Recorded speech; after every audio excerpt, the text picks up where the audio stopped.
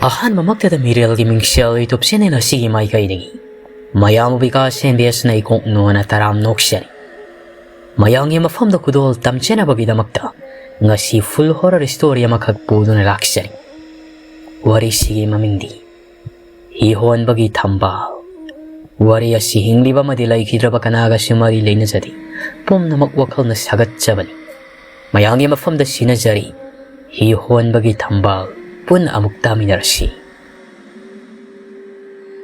ꯅꯨꯡꯊꯤꯜꯒꯤ ꯃꯇꯝ ꯂꯣꯏꯁꯤꯜꯂꯛꯇꯨꯅ ꯅꯨꯃꯤꯗꯥꯡ ꯋꯥꯏꯔꯝ ꯑꯣꯏꯔꯛꯀꯗꯧꯔꯕ ꯃꯇꯝꯗꯨꯗ ꯈꯨꯡꯒꯪ ꯑꯗꯣ ꯑꯁꯨꯛꯀꯤ ꯃꯇꯤꯛ ꯐꯖꯕ ꯍꯥꯏꯕꯗꯨ ꯑꯣꯏꯔꯤ꯫ ꯎ ꯋꯥ ꯃꯔꯥꯡ ꯀꯥꯏꯅ ꯍꯧꯔꯕ, ꯂꯩ ꯃꯈꯜ ꯁꯨꯅ ꯁꯥꯠꯂꯔꯕ ꯄꯤꯛꯇꯛꯄ ꯈꯨꯡꯒꯪꯗꯨꯒꯤ ꯃꯇꯥꯏ ꯑꯣꯏꯔꯞꯅ ꯂꯩꯔꯤꯕ ꯄꯥꯠ ꯑꯗꯨꯅ ꯈꯨꯡꯒꯪ ꯑꯗꯨꯕꯨ ꯑꯃꯨꯛꯀ ꯍꯦꯟꯅ ꯃꯒꯨꯟ ꯍꯥꯞꯂꯤ꯫ ꯅꯨꯃꯤꯗꯥꯡ ꯋꯥꯏꯔꯝꯒꯤ ꯉꯥꯡꯂꯩꯅꯔꯕ ꯅꯣꯡꯖꯥꯕꯤꯅ ꯄꯥꯠꯀꯤ ꯅꯤꯛ ꯅꯤꯛ ꯂꯥꯎꯔꯕ ꯏꯁꯤꯡꯗꯨꯗ ꯌꯩꯕꯗꯨꯗꯤ ꯀꯔꯤꯒꯕꯨ ꯆꯥꯡꯗꯝꯅꯔꯨꯒꯅꯤ, ꯑꯁꯨꯛꯀꯤ ꯃꯇꯤꯛ ꯄꯨꯛꯅꯤꯡ ꯍꯨꯅꯤꯡꯉꯥꯏꯅꯤ꯫ ꯐꯖꯕ ꯅꯤꯡꯊꯤꯕ ꯃꯌꯥꯝꯁꯤꯒꯤ ꯃꯔꯛꯇ ꯈꯨꯡꯒꯪꯁꯤꯗ ꯄꯣꯛꯆꯕꯤ ꯅꯨꯡꯖꯥ ꯃꯍꯥꯛꯄꯨ ꯀꯂꯛꯅ ꯁꯣꯟꯅꯗꯕ ꯇꯥꯏꯕꯪ ꯃꯤ ꯂꯩꯇꯦ꯫ ꯊꯝꯕꯥꯜ ꯃꯈꯨꯠꯇ ꯁꯅꯥꯕꯨꯜ ꯑꯃ ꯄꯥꯏꯗꯨꯅ ꯏꯁꯤꯡ ꯁꯣꯛꯄ ꯊꯣꯔꯛꯂꯤ꯫ ꯏꯆꯝ ꯆꯝꯅ ꯐꯖꯩꯗ, ꯑꯣꯟꯊꯣꯛꯅꯁꯨ ꯅꯤꯡꯊꯤꯖꯩꯗ꯫ ꯈꯨꯠꯁꯦꯝꯒꯤ ꯑꯀꯦꯕ ꯑꯃꯠꯇ ꯌꯥꯎꯗꯅ ꯐꯖꯔꯕ ꯅꯧꯔꯕ ꯃꯥꯏꯊꯣꯡꯗꯨꯗ ꯄꯤꯛꯇꯛꯅ ꯅꯥꯄꯗ ꯆꯤꯜꯂꯤꯕ ꯅꯥꯆꯣꯝ ꯑꯗꯨꯅ ꯁꯅꯥꯒꯤ ꯃꯊꯛꯇ ꯇꯝꯐꯥ ꯊꯤꯟꯕꯒꯨꯝꯅ ꯃꯁꯦꯛ ꯃꯉꯥꯜ ꯊꯣꯛꯅ ꯐꯖꯈ꯭ꯔꯦ꯫ ꯁꯥꯟꯅꯖꯕꯤ ꯃꯇꯥ ꯔꯤꯇꯨꯒ ꯂꯣꯏꯅꯗꯨꯅ ꯂꯥꯛꯂꯤꯕꯗꯣ ꯂꯝꯕꯤꯒꯤ ꯃꯇꯥꯏ ꯃꯇꯥꯏꯗ ꯃꯥꯒꯤ ꯁꯤꯟꯊꯥ ꯄꯥꯡꯗꯨꯅ ꯂꯩꯅꯔꯤꯕ ꯃꯤꯁꯤꯡꯗꯨꯅ ꯃꯃꯤꯠ ꯀꯨꯞꯇꯅ ꯊꯝꯕꯥꯜꯕꯨ ꯌꯦꯡꯅꯍꯧꯔꯤ꯫ ꯃꯗꯨ ꯎꯕꯗ ꯔꯤꯇꯨꯅ "ꯅꯪꯕꯨ ꯊꯦꯡꯅꯕ ꯃꯤꯁꯤꯡꯅꯅꯦ ꯅꯪꯕꯨ ꯇꯁꯣꯟꯅꯗꯨꯅ ꯌꯦꯡꯍꯧꯔꯤꯕꯁꯦ ꯎꯗꯕ꯭ꯔꯅꯤ ꯅꯪꯕꯣ?" ꯏꯀꯥꯏ ꯊꯤꯡꯒꯟꯕꯤ ꯊꯝꯕꯥꯜꯅꯤ꯫ ꯑꯉꯥꯡ ꯑꯣꯏꯔꯤꯉꯩꯗꯒꯤ ꯍꯧꯅ ꯇꯠꯅ ꯊꯥꯅꯗꯅ ꯂꯣꯏꯅꯔꯛꯂꯕ ꯃꯇꯥ ꯔꯤꯇꯨꯅ ꯂꯛꯅꯕ ꯐꯥꯎꯕꯗ ꯏꯀꯥꯏꯕꯅ ꯃꯃꯥꯏꯗꯣ ꯉꯥꯡꯁꯤꯟꯗꯨꯅ ꯈꯨꯝꯃꯛꯏ꯫ "ꯑꯗꯨꯝꯅ ꯍꯥꯏꯅꯨꯕ, ꯅꯪꯅ ꯍꯦꯛ ꯑꯩꯉꯣꯟꯗ ꯂꯛꯅꯕꯁꯤꯗꯤ." ꯔꯤꯇꯨꯁꯨ ꯅꯣꯛꯐꯦꯠ ꯇꯧꯅ "ꯂꯛꯅꯕ ꯅꯠꯇꯤꯌꯦ, ꯑꯁꯦꯡꯕ ꯍꯥꯏꯕꯅꯦ." ꯑꯁꯨꯝꯅ ꯃꯇꯥ ꯑꯅꯤꯗꯣ ꯋꯥꯔꯤ ꯁꯥꯟꯅꯗꯨꯅ ꯂꯥꯛꯄꯅ ꯄꯥꯠꯇꯨ ꯌꯧꯁꯤꯜꯂꯛꯂꯤ꯫ ꯂꯨ ꯂꯨ ꯂꯥꯎꯔꯕ ꯏꯁꯤꯡꯗꯨ ꯎꯕꯗ ꯋꯥꯈꯜ ꯍꯛꯆꯥꯡ ꯐꯥꯎꯅ ꯏꯪꯕꯒꯨꯝ ꯇꯧꯔꯤ꯫ ꯃꯈꯣꯏ ꯑꯅꯤꯅ ꯏꯁꯤꯡ ꯁꯣꯛꯂꯤꯉꯩ ꯇꯥꯟꯖꯥꯗꯨꯗ ꯅꯤꯄꯥ ꯑꯃ ꯍꯤ ꯍꯣꯟꯗꯨꯅ ꯃꯈꯣꯏ ꯇꯝꯅ ꯂꯥꯛꯂꯤꯕꯗꯣ ꯔꯤꯇꯨꯅ ꯍꯦꯛ ꯎꯔꯗꯨꯅ ꯑꯁꯨꯝꯅ ꯍꯥꯏꯔꯤ꯫ "ꯀꯅꯥꯅꯣ ꯁꯤꯗꯤ? ꯑꯃꯨꯛꯇꯕꯨ ꯎꯈꯤꯗ꯭ꯔꯤꯅꯦ꯫ ꯑꯩꯈꯣꯏ ꯈꯨꯡꯒꯪꯁꯤꯒꯤ ꯃꯤꯔꯅꯦ ꯁꯤꯕꯣ?" ꯊꯝꯕꯥꯜꯁꯨ ꯅꯤꯄꯥ ꯑꯗꯨꯗ ꯌꯦꯡꯗꯨꯅ ꯍꯥꯏꯔꯛꯏ꯫ "ꯑꯩꯁꯨ ꯑꯃꯨꯛꯇ ꯎꯗ꯭ꯔꯤꯅꯦ." ꯃꯈꯣꯏ ꯑꯅꯤꯅ ꯋꯥꯔꯤ ꯁꯥꯟꯅꯔꯤꯉꯩ ꯅꯤꯄꯥ ꯑꯗꯨꯗꯤ ꯄꯥꯠ ꯃꯄꯥꯜ ꯌꯧꯔꯗꯨꯅ ꯍꯤ ꯑꯗꯨ ꯈꯥꯝꯂꯦ ꯍꯥꯏꯔꯒ ꯀꯨꯝꯊꯔꯛꯇꯨꯅ ꯃꯥꯅ ꯐꯥꯔꯛꯄ ꯉꯥꯁꯤꯡꯗꯣ ꯂꯥꯡꯗꯒꯤ ꯂꯧꯊꯣꯛꯅ ꯕꯥꯔꯇꯤꯟꯗꯨꯗ ꯍꯥꯞꯆꯤꯜꯂꯤ꯫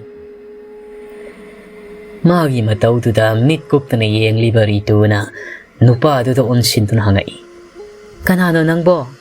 ꯑꯩꯈꯣꯏ ꯈꯨꯡꯒꯪꯒꯤ ꯃꯤꯗꯤ ꯃꯥꯟꯗꯦ, ꯑꯃꯨꯛꯇꯁꯨ ꯎꯈꯤꯗ꯭ꯔꯤ꯫ ꯃꯔꯤ ꯃꯇꯥꯒꯤ ꯌꯨꯝꯗ ꯂꯥꯛꯄ꯭ꯔꯣ?" ꯅꯤꯄꯥ ꯑꯗꯨ ꯃꯍꯥꯛꯅ ꯇꯧꯔꯝꯂꯤꯕ ꯊꯕꯛꯇꯨ ꯂꯦꯞꯂꯒ ꯈꯨꯝꯃꯛꯏ꯫ "ꯑꯩ ꯈꯨꯡꯒꯪꯁꯤꯒꯤ ꯃꯤꯅꯦ, ꯂꯥꯛꯄꯕꯨꯗꯤ ꯀꯨꯏꯗ꯭ꯔꯤꯗ, ꯑꯗꯨꯅ ꯎꯗꯕ ꯑꯣꯏꯔꯝꯒꯅꯤ." ꯔꯤꯇꯨꯅ ꯑꯃꯨꯛ ꯍꯪꯉꯛꯏ꯫ "ꯅꯍꯥꯟ ꯃꯈꯩꯗꯤ ꯀꯗꯥꯏꯗ ꯂꯩꯔꯨꯔꯕ? ꯌꯨꯝꯅ ꯀꯌꯥꯝ ꯂꯥꯞꯄꯒꯦ ꯁꯤꯗꯒꯤ?" ꯅꯤꯄꯥ ꯑꯗꯨꯅ "ꯅꯍꯥꯟ ꯃꯈꯩꯗꯤ ꯏꯃꯥꯒꯤ ꯃꯄꯥꯝꯗ ꯂꯩꯔꯨꯕꯅꯤ, ꯌꯨꯝꯗꯤ ꯁꯤꯗꯒꯤ ꯏꯔꯥꯞ ꯂꯥꯞꯅꯗ꯭ꯔꯦꯗ." ꯅꯤꯄꯥ ꯑꯗꯨꯒꯤ ꯄꯥꯎꯈꯨꯝꯗꯨ ꯇꯥꯔꯒ ꯔꯤꯇꯨꯅ ꯑꯃꯨꯛꯀ ꯍꯟꯅ ꯋꯥ ꯍꯪꯒꯦ ꯇꯧꯔꯛꯄꯗꯨꯗ ꯊꯝꯕꯥꯜꯅ ꯍꯥꯏꯔꯛꯏ꯫ "ꯔꯤꯇꯨ, ꯆꯠꯂꯁꯤ, ꯏꯃꯥ ꯀꯩꯊꯦꯜ ꯀꯨꯝꯃꯛꯄ ꯃꯇꯝ ꯑꯣꯏꯔꯦ." ꯉꯁꯥꯏ ꯃꯈꯩꯗꯤ ꯊꯝꯕꯥꯜꯗꯨ ꯔꯤꯇꯨꯒꯤ ꯃꯇꯨꯡꯗ ꯂꯩꯕꯅ ꯎꯔꯨꯗꯕꯅꯤ꯫ ꯍꯧꯖꯤꯛꯇ ꯂꯩꯊꯣꯔꯛꯂꯒ ꯋꯥ ꯉꯥꯡꯂꯛꯄꯁꯤꯗ ꯉꯁꯥꯏꯗꯒꯤ ꯔꯤꯇꯨꯅ ꯋꯥꯍꯪ ꯀꯌꯥ ꯍꯪꯂꯤꯕ ꯅꯤꯄꯥ ꯑꯗꯨꯅ ꯊꯝꯕꯥꯜꯕꯨ ꯏꯍꯥꯟ ꯍꯥꯟꯅ ꯎꯕꯒ ꯑꯣꯏꯔꯦ꯫ ꯍꯦꯛ ꯎꯕꯃꯛꯇꯗ ꯄꯥꯈꯪꯒꯤ ꯊꯃꯣꯏꯗ ꯅꯨꯡꯖꯥ ꯃꯥꯒꯤ ꯃꯃꯤ ꯇꯥꯈ꯭ꯔꯕ ꯑꯣꯏꯔꯤ꯫ ꯃꯃꯤꯠ ꯀꯨꯞꯇꯅ ꯌꯦꯡꯗꯨꯅ ꯂꯩꯔꯤ꯫ ꯃꯥꯒꯤ ꯃꯤꯠꯌꯦꯡꯗꯨꯗ ꯊꯝꯕꯥꯜ ꯃꯤꯠ ꯆꯥꯅꯕ ꯉꯝꯗꯅ ꯃꯔꯨ ꯂꯨꯛꯊꯈꯤ꯫ ꯑꯗꯨꯒ ꯔꯤꯇꯨꯒ ꯂꯣꯏꯅꯗꯨꯅ ꯆꯠꯄ ꯍꯧꯈ꯭ꯔꯦ꯫ ꯑꯗꯨꯕꯨ ꯅꯤꯄꯥ ꯑꯗꯨꯅ ꯈꯥꯝꯃꯛꯂꯤ꯫ "ꯑꯃꯨꯛꯇ ꯉꯥꯏꯈꯣꯕ, ꯋꯥ ꯑꯃꯇ ꯍꯪꯖꯍꯧꯒꯦ." ꯔꯤꯇꯨꯅ "ꯀꯔꯤ ꯋꯥꯅꯣ?" ꯅꯤꯄꯥ ꯑꯗꯨꯅ ꯀꯔꯤ ꯃꯤꯡ ꯀꯧꯕꯤꯒꯦ? ꯌꯨꯝꯅ ꯀꯗꯥꯏꯗꯒꯤꯅꯣ?" ꯔꯤꯇꯨ ꯍꯥꯏꯐꯦꯠ ꯅꯣꯛꯐꯦꯠ ꯇꯧꯅ ꯈꯨꯝꯃꯛꯏ꯫ "ꯍꯩꯃꯥ, ꯑꯩꯅ ꯉꯁꯥꯏꯗꯒꯤ ꯋꯥꯔꯤ ꯁꯥꯔꯤꯁꯤꯗꯤ ꯃꯤꯡ ꯐꯥꯎꯕ ꯍꯪꯗ꯭ꯔꯤꯅꯦ꯫ ꯑꯩꯈꯣꯏꯒꯤ ꯌꯨꯝꯗꯤ ꯁꯤꯗꯒꯤ ꯂꯥꯞꯇ꯭ꯔꯦ, ꯅꯛꯅ ꯂꯩꯌꯦ꯫ ꯏꯇꯥꯁꯤꯒꯤ ꯃꯤꯡꯅ ꯊꯝꯕꯥꯜ ꯀꯧꯏ, ꯑꯩꯒꯤꯅ ꯔꯤꯇꯨ ꯀꯧꯏ꯫ ꯏꯕꯨꯡꯒꯤꯗꯤ ꯀꯔꯤ ꯃꯤꯡ ꯀꯧꯒꯦ?" ꯄꯥꯔꯤꯅ "ꯄꯔꯤ ꯀꯧꯏ." ꯔꯤꯇꯨ ꯃꯆꯤꯜꯗ ꯇꯞꯅ ꯁꯣꯜꯂꯤ꯫ "ꯄꯔꯤ ꯍꯥꯏꯕ? ꯊꯝꯕꯥꯜꯅ ꯔꯤꯇꯨꯗ ꯆꯠꯂꯁꯤꯂꯥꯛꯑꯣ ꯔꯤꯇꯨ ꯄꯥꯔꯤꯗ ꯆꯠꯂꯒꯦ ꯍꯥꯏꯔꯝꯗꯨꯅ ꯊꯝꯕꯥꯜꯒ ꯂꯣꯏꯅꯅ ꯆꯠꯈ꯭ꯔꯦ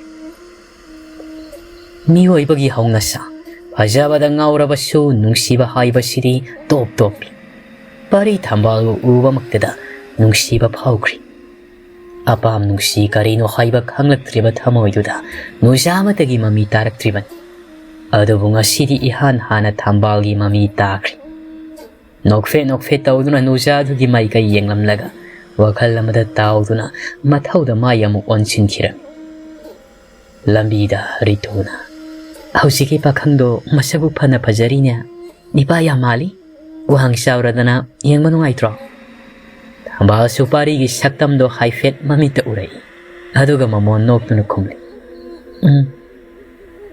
ꯑꯁꯨꯝꯅ ꯃꯥꯒꯤ ꯃꯌꯨꯝꯗ ꯆꯪꯅꯈ꯭ꯔꯤ ꯊꯝꯕꯥꯜꯒꯤ ꯃꯃꯥ ꯑꯌꯤꯡꯕꯤꯗꯣ ꯁꯨꯃꯥꯡꯗ ꯍꯪꯒꯥꯝ ꯃꯟꯗꯨꯅ ꯂꯩꯔꯝꯃꯤ ꯃꯗꯨ ꯎꯕꯗ ꯃꯃꯥꯕꯨ ꯀꯧꯗꯨꯅ ꯆꯪꯉꯛꯏ ꯃꯆꯥꯅ ꯃꯈ꯭ꯋꯥꯡꯗ ꯁꯅꯥꯕꯨꯜ ꯑꯃ ꯄꯨꯗꯨꯅ ꯅꯣꯛꯐꯦꯠ ꯇꯧꯅ ꯆꯪꯂꯛꯂꯤꯕꯗꯨ ꯎꯕꯗ ꯑꯌꯤꯡꯕꯤ ꯃꯃꯤꯠ ꯀꯨꯞꯇꯅ ꯃꯆꯥꯕꯨ ꯌꯦꯡꯖꯩ ꯃꯃꯥꯒꯤ ꯃꯇꯧꯗꯨꯗ ꯊꯝꯕꯥꯜꯅ ꯃꯃꯥꯒꯤ ꯃꯅꯥꯛꯇ ꯐꯝꯊꯗꯨꯅ ꯍꯥꯏꯔꯤ ꯀꯩꯗꯧꯔꯤ ꯏꯃꯥ ꯑꯩꯉꯣꯟꯗ ꯑꯗꯨꯛ ꯃꯨꯟꯅ ꯌꯦꯡꯂꯤꯕꯗꯨꯕꯣ ꯑꯌꯤꯡꯕꯤꯅ ꯃꯤꯅ ꯍꯥꯏꯕꯁꯨ ꯍꯥꯏꯕꯅꯤ ꯏꯆꯥꯁꯦ ꯑꯣꯟꯊꯣꯛꯅ ꯐꯖꯈ꯭ꯔꯦ ꯃꯃꯥꯒꯤ ꯋꯥꯗꯨꯗ ꯅꯣꯛꯇꯨꯅ ꯊꯝꯕꯥꯜꯅ ꯏꯁ ꯑꯁꯤꯕꯨ ꯋꯥꯅꯦꯅ ꯑꯌꯤꯡꯕꯤꯅ ꯅꯄꯥꯗꯣ ꯂꯩꯔꯝꯂꯕꯗꯤꯅꯦ ꯅꯪꯕꯨ ꯎꯖꯕꯗ ꯌꯥꯝꯅ ꯍꯔꯥꯎꯖꯔꯝꯒꯗꯕꯅꯤ ꯅꯪꯕꯨ ꯄꯣꯛꯄ ꯃꯇꯝꯗ ꯃꯆꯥꯅꯨꯄꯤ ꯑꯃ ꯐꯪꯖꯔꯦ ꯍꯥꯏꯗꯨꯅ ꯍꯔꯥꯎꯖꯈ꯭ꯔꯤꯕꯅꯤꯅꯦ ꯑꯗꯨꯕꯨ ꯑꯩꯈꯣꯏꯒ ꯀꯨꯏꯅ ꯂꯩꯃꯤꯟꯅꯧ ꯇꯝꯃꯝꯗꯕꯅ ꯅꯪꯅ ꯆꯍꯤ 6ꯃꯨꯛ ꯍꯥꯏꯔꯛꯄ ꯑꯗꯨꯋꯥꯏꯗꯅꯦ ꯅꯄꯥꯗꯣ ꯂꯩꯈꯤꯗ꯭ꯔꯦ ꯅꯆꯤꯜ ꯅꯥꯎꯁꯨ 2 ꯁꯨꯗꯦ ꯍꯧꯖꯤꯛ ꯅꯪꯅꯅꯦ ꯏꯁꯤꯡ ꯁꯅꯥꯕꯨꯜ ꯑꯃ ꯄꯨꯗꯨꯅ ꯆꯪꯂꯛꯄꯗꯨ ꯎꯕꯗ ꯅꯍꯥꯟꯋꯥꯏ ꯅꯄꯥꯅ ꯂꯩꯔꯤꯉꯩ ꯉꯥ ꯐꯥꯕ ꯍꯜꯂꯛꯄꯗ ꯅꯪꯅ ꯅꯄꯥꯒꯤ ꯃꯅꯥꯛꯇ ꯆꯦꯟꯁꯤꯟꯈꯤꯕꯗꯣ ꯅꯤꯡꯁꯤꯡꯂꯛꯂꯤꯕ ꯃꯃꯥꯅ ꯃꯄꯥ ꯄꯜꯂꯛꯄꯗꯨꯗ ꯊꯝꯕꯥꯜꯁꯨ ꯃꯄꯥꯕꯨ ꯅꯤꯡꯁꯤꯡꯂꯛꯇꯨꯅ ꯃꯄꯤ ꯇꯥꯔꯛꯏ ꯃꯆꯥꯒꯤ ꯃꯇꯧꯗꯨꯗ ꯃꯃꯥꯅ ꯊꯦꯝꯖꯤꯟꯗꯨꯅ ꯍꯥꯏꯔꯤ ꯍꯩꯃꯥ ꯑꯃꯨꯛ ꯀꯞꯂꯕ꯭ꯔꯣ ꯀꯞꯀꯅꯨꯅꯦ ꯅꯪꯕꯣ ꯏꯆꯥꯒꯤꯗꯤ ꯏꯃꯥ ꯂꯩꯔꯤꯁꯤꯗꯤ ꯁꯤ ꯍꯥꯏꯔꯒ ꯃꯃꯥ ꯃꯆꯥꯗꯣ ꯌꯦꯟꯁꯥꯡ ꯁꯦꯝꯃꯤꯟꯅꯗꯨꯅ ꯏꯃꯨꯡꯒꯤ ꯊꯕꯛ ꯏꯪꯈꯥꯡ ꯂꯣꯏꯁꯤꯟꯃꯤꯟꯅꯔꯤ ꯑꯁꯨꯝ ꯇꯧꯅ ꯅꯨꯃꯤꯠꯇꯨꯃ ꯍꯧꯈꯤꯗꯨꯅ ꯅꯣꯡ ꯉꯟꯐꯨꯡ ꯇꯧꯔꯛꯄ ꯑꯗꯨꯋꯥꯏꯗꯅꯤ ꯄꯥꯔꯤ ꯃꯈꯨꯠꯇ ꯕꯥꯔꯇꯤꯜ ꯑꯃ ꯄꯥꯏꯗꯨꯅ ꯄꯥꯠ ꯇꯝꯅ ꯂꯥꯛꯏ ꯑꯉꯟꯕ ꯃꯇꯝ ꯑꯣꯏꯕꯅꯤ ꯂꯩꯆꯤꯜ ꯈꯔ ꯑꯃꯁꯨ ꯊꯥꯔꯤ ꯂꯝꯕꯤꯗꯨꯁꯨ ꯃꯤꯌꯥꯝꯕꯗ ꯆꯠꯇꯦ ꯑꯗꯨꯒ ꯃꯊꯟꯗ ꯁꯨꯝ ꯆꯠꯂꯤꯉꯩ ꯉꯔꯥꯡꯇ ꯊꯦꯡꯅꯈꯤꯕ ꯊꯝꯕꯥꯜꯕꯨ ꯅꯤꯡꯁꯤꯡꯂꯛꯏ ꯃꯥꯕꯨ ꯍꯦꯛ ꯅꯤꯡꯁꯤꯡꯂꯛꯄꯗ ꯅꯣꯛꯐꯦꯠꯀꯁꯨ ꯇꯧꯔꯛꯏ ꯅꯨꯡꯖꯥ ꯃꯥꯒꯤ ꯊꯣꯡꯒꯥꯜꯕꯨ ꯀꯔꯝꯕ ꯑꯣꯏꯔꯕ ꯖꯥꯠꯅꯣ ꯈꯟꯗꯨꯅ ꯑꯁꯨꯝ ꯌꯦꯡꯗꯅ ꯂꯥꯛꯏ ꯋꯥꯈꯜꯗ ꯊꯝꯕꯥꯜꯒꯤ ꯇꯔꯨ ꯄꯥꯡꯈꯤꯕ ꯃꯤꯠ ꯑꯅꯤꯗꯨꯅ ꯃꯥꯒ ꯃꯤꯠ ꯆꯥꯅꯕ ꯉꯝꯗ ꯂꯨꯞꯊꯈꯤꯕ ꯁꯛꯇꯝꯗꯨ ꯅꯤꯡꯁꯤꯡ ꯂꯥꯛꯄꯅ ꯄꯥꯠ ꯌꯧꯔꯗꯨꯅ ꯃꯥꯅ ꯉꯔꯥꯡ ꯊꯥꯔꯝꯕ ꯂꯥꯡꯁꯤꯡꯗꯨ ꯀꯥꯏ ꯍꯧꯖꯤꯛꯇꯤ ꯅꯣꯡ ꯄꯨꯡꯉꯥꯟ ꯉꯥꯜꯂꯤ ꯂꯝꯕꯤꯗ ꯑꯍꯜ ꯂꯃꯟ ꯀꯌꯥꯁꯨ ꯁꯪꯒꯨ ꯆꯠꯄ ꯍꯧꯔꯛꯂꯤ ꯀꯩꯊꯦꯜ ꯐꯝꯕꯤ ꯈꯔ ꯑꯃꯁꯨ ꯀꯩꯊꯦꯜ ꯊꯣꯔꯛꯅꯔꯤ ꯃꯔꯛꯇꯨꯗ ꯑꯌꯤꯡꯕꯤꯁꯨ ꯌꯥꯎꯔꯤ ꯃꯥꯅ ꯁꯨꯝ ꯂꯥꯛꯄꯗ ꯄꯥꯔꯤꯕꯨ ꯎꯔꯤ ꯃꯈꯨꯠꯇ ꯕꯥꯔꯇꯤꯜ ꯑꯃ ꯄꯥꯏꯗꯨꯅ ꯂꯥꯛꯄꯗꯨꯗ ꯄꯥꯠꯇꯒꯤ ꯉꯥ ꯐꯥꯔꯒ ꯀꯥꯔꯛꯄ ꯑꯣꯏꯔꯝꯒꯅꯤ ꯈꯟꯗꯨꯅ ꯄꯥꯔꯤꯕꯨ ꯈꯥꯝꯗꯨꯅ ꯍꯥꯏꯔꯤ ꯏꯕꯨꯡꯉꯣ ꯑꯃꯨꯛꯇ ꯉꯥꯏꯈꯣ ꯅꯪꯕꯨ ꯉꯥ ꯐꯥꯔꯨꯔꯤꯕ꯭ꯔꯣ ꯄꯥꯔꯤꯅ ꯍꯣꯏ ꯏꯅꯦ ꯂꯥꯡ ꯀꯥꯏꯔꯨꯕꯅꯤ ꯍꯥꯏꯔꯛꯄꯗꯨꯗ ꯑꯌꯤꯡꯕꯤꯁꯨ ꯍꯔꯥꯎꯅ ꯑꯗꯨꯗꯤꯅꯦ ꯅꯪꯒꯤ ꯉꯥ ꯀꯌꯥꯝ ꯐꯥꯔꯛꯄꯒꯤꯅꯦ ꯏꯅꯦ ꯈꯔ ꯂꯧꯈꯤꯒꯦ ꯀꯩꯊꯦꯜꯗ ꯌꯣꯟꯅꯅꯕ ꯄꯥꯔꯤ ꯃꯍꯥꯛꯅ ꯐꯥꯔꯛꯂꯤꯕ ꯉꯥꯗꯨꯗ ꯌꯦꯡꯂꯒ ꯍꯥꯏꯔꯛꯏ ꯉꯁꯤꯗꯤ ꯌꯥꯝꯗꯤ ꯏꯅꯦ ꯆꯥꯅꯕꯒꯤꯗꯤ ꯑꯣꯏꯔꯕꯗꯤ ꯌꯥꯅꯤ ꯌꯣꯟꯅꯕꯒꯤ ꯑꯣꯏꯔꯕꯗꯤ ꯌꯥꯝꯈꯤꯗ꯭ꯔꯦꯗ ꯑꯁꯨꯝꯅ ꯃꯈꯣꯏ ꯑꯅꯤꯅ ꯋꯥꯔꯤ ꯁꯥꯟꯅꯔꯤꯉꯩꯗꯨꯗ ꯊꯝꯕꯥꯜꯁꯨ ꯍꯣꯕꯦ ꯃꯃꯥꯒꯤ ꯃꯅꯥꯛꯇ ꯀꯧꯗꯨꯅ ꯂꯥꯛꯏ ꯃꯆꯥꯕꯨ ꯎꯕꯗ ꯑꯌꯤꯡꯕꯤꯅ ꯍꯩ ꯀꯩꯗꯧꯔꯦ ꯏꯐꯤꯡ ꯆꯦꯜꯂꯛꯏꯗꯨꯅ ꯊꯝꯕꯥꯜꯅ ꯑꯁ ꯏꯪꯈ꯭ꯔꯀꯥꯟꯁꯤꯗ ꯀꯔꯤꯒꯤꯅꯣ ꯐꯨꯔꯤ ꯑꯊꯥꯕꯁꯤ ꯂꯤꯠꯇꯅ ꯆꯠꯂꯤꯕꯗꯨꯕꯣ ꯍꯣꯔꯦꯟ ꯏꯪꯉꯣꯏꯗ꯭ꯔꯣ ꯁꯤ ꯍꯥꯏꯔꯒ ꯀꯅꯥ ꯂꯩ ꯍꯥꯏꯕꯒ ꯌꯦꯡꯗꯅ ꯃꯃꯥꯗ ꯐꯨꯔꯤꯠ ꯑꯗꯨ ꯂꯤꯠꯁꯤꯟꯕꯤꯔꯛꯏ ꯃꯥꯒꯤ ꯃꯇꯧꯗꯨꯗ ꯄꯥꯔꯤꯗꯤ ꯃꯃꯣꯟ ꯅꯣꯛꯇꯨꯅ ꯌꯦꯡꯗꯨꯅ ꯂꯩꯔꯤ ꯑꯌꯤꯡꯕꯤꯅ ꯌꯥꯔꯦꯁꯦ ꯏꯕꯨꯡꯉꯣ ꯁꯤꯗꯒꯤꯅꯦ ꯉꯥ ꯈꯔ ꯂꯧꯔꯒ ꯀꯩꯊꯦꯜꯗ ꯌꯣꯟꯒꯦ ꯍꯥꯏꯗꯅ ꯉꯥꯡꯅꯔꯝꯂꯤꯕꯅꯤꯅꯦ ꯃꯗꯨꯗ ꯊꯝꯕꯥꯜꯁꯨ ꯀꯅꯥꯅꯣ ꯍꯥꯏꯗꯨꯅ ꯌꯦꯡꯉꯛꯏ ꯉꯔꯥꯡꯒꯤ ꯅꯤꯄꯥ ꯄꯥꯔꯤ ꯑꯣꯏꯔꯝꯕꯗꯨꯗ ꯍꯥꯏꯐꯦꯠ ꯏꯀꯥꯏꯔꯞ ꯇꯧꯅ ꯅꯣꯛꯐꯦꯠꯀꯁꯨ ꯇꯧꯔꯤ Magi asigumlaba ikaina nopa minoksidani paridi amukke hena nungsiba haibado oiri. Parina mangduna laibaduda ayingbina ibungo yoloi hairibrane kharadi laukige yaroidro. Pari gyan khangta tarakpugum taha khomi yani inya loina lobikro si hairaga makhada bartindo thamlaga ngado kadaide hapsige khanduna lai. Magi mataududa ayingbina Pareda isana yarakpase se sekhausida hapo hayang makhaisune nga yam pharabadi ine khara laukige ko. Pari su sekhaududa nga du loina mak hapsilaga ayingbida piraktuna hairi. Hoine lo ai thanda laibani aduna nga hek phabagane ini de hekta pijaraki. Pari gi isam chamjaba mataududa ayingbina nungsine yengduna hairi. Isa bu kadaidagino ne amukta su udri. Parina ai khungangsidagini babagi mingna tomal kawi. Angang oiringaidagi imagi mapamda lei handakta sida lakpan. Ayingbina o khangine ta tomaldo asmabuk onthokna phabani adubu aphaba midi laina pami haina baduni ngantana manung matam sadana laikhidredana o adubu karisu khalunuda Nasanupigi sune mapadu nganna laikhide isagidi aikhoi miyam lairidana ayingbigi waduda pari nokfe tawna khumai hoine ayingbina aduni ado ngasigidi paisa kaya piramuge parina ine hayeng oina laurage hana yondiruro hayengsu ainga yonanaba pijaraki ayingbi harauna Hoi adudine hayeng ine na nga lawbada pirage ko matam se thiengkrani ine satlukige nasan siga punne hek sangmi nakro aikhoi gi yumsu khangko nangi budi ine na khangida si hairaga ayingbi kaithel thiengkragani haiduna taha chak thambal sumama na chatkhribadu yengduna lehawi parina thambal di yenglaga chalasira thambal masado ipa pakhatna Sat bahawkri. Pari sumatung dalai. Ngasay mamaga wari sanabada pari na matantalay haikibaduda thambal wakhal da nungaitabadi pawi. Karigi matantalay ribano mamadi kadayda laybagi haiduna hangi. Adu ikaiduna hangbadi ngamti. Asumna tomin laynaduna chatribado pari na thugairakli. Mingdu thambal haibaniko. Thambal su. Mani. Pari na. Isilinaudi kaya suge ithantanida nasarigi thambalna khumlibado amukta fawa maido non khalakti mataududa pari mohon mino nok ni yengduna hairi ai su ithantani baba sungan na kaina kre baba lekhidaba matung aigi imagi mapamda lai ima su matam kuina naramlaga lekhidri aduna aisu aigi pongna pham oiriba khungangsida amuk halaklibani sagaigi mama khura ine hoibudi laida adubu yumdadi ai thanta lai thambal su parina adumna mahakna khangning lamba singdo loinamak haidorakpaduda tapna hangai ithanta laibadudi nungairamoye pari su adumna thambal na magi damak nungaitabagi mong hairakpaduda nungsina yengna khumai ithanta laibanina nungaite haibatari Asumna sum lakpana thambal khoigi thongal yawraktuna ai khoigi thongal yawre ai le yawrage ko parina hoi le horo thambal thongal du changkri nokfe su tawi parina ga hayeng thengna si hairam baduda pari su adomangai thambal na changkri badu yanglamduna wakhal nungai na mayumda hanki numit khudingi parina pharak panga khudingmak aing bida loinamak piram Asumna sum loina rakpana pariga thambalga su naksinaba helakli wa ngangbada koina daba haurai thamoi dadi amana ababu nungsinaribani thingbinaba laita makhoi anigi marakta nungsinaba sum hengalaktuna nongmadi parine hek nga piba laka matamduda thambal su fi fauduna lairammi madu ubada parina ine kaithel chakhrabro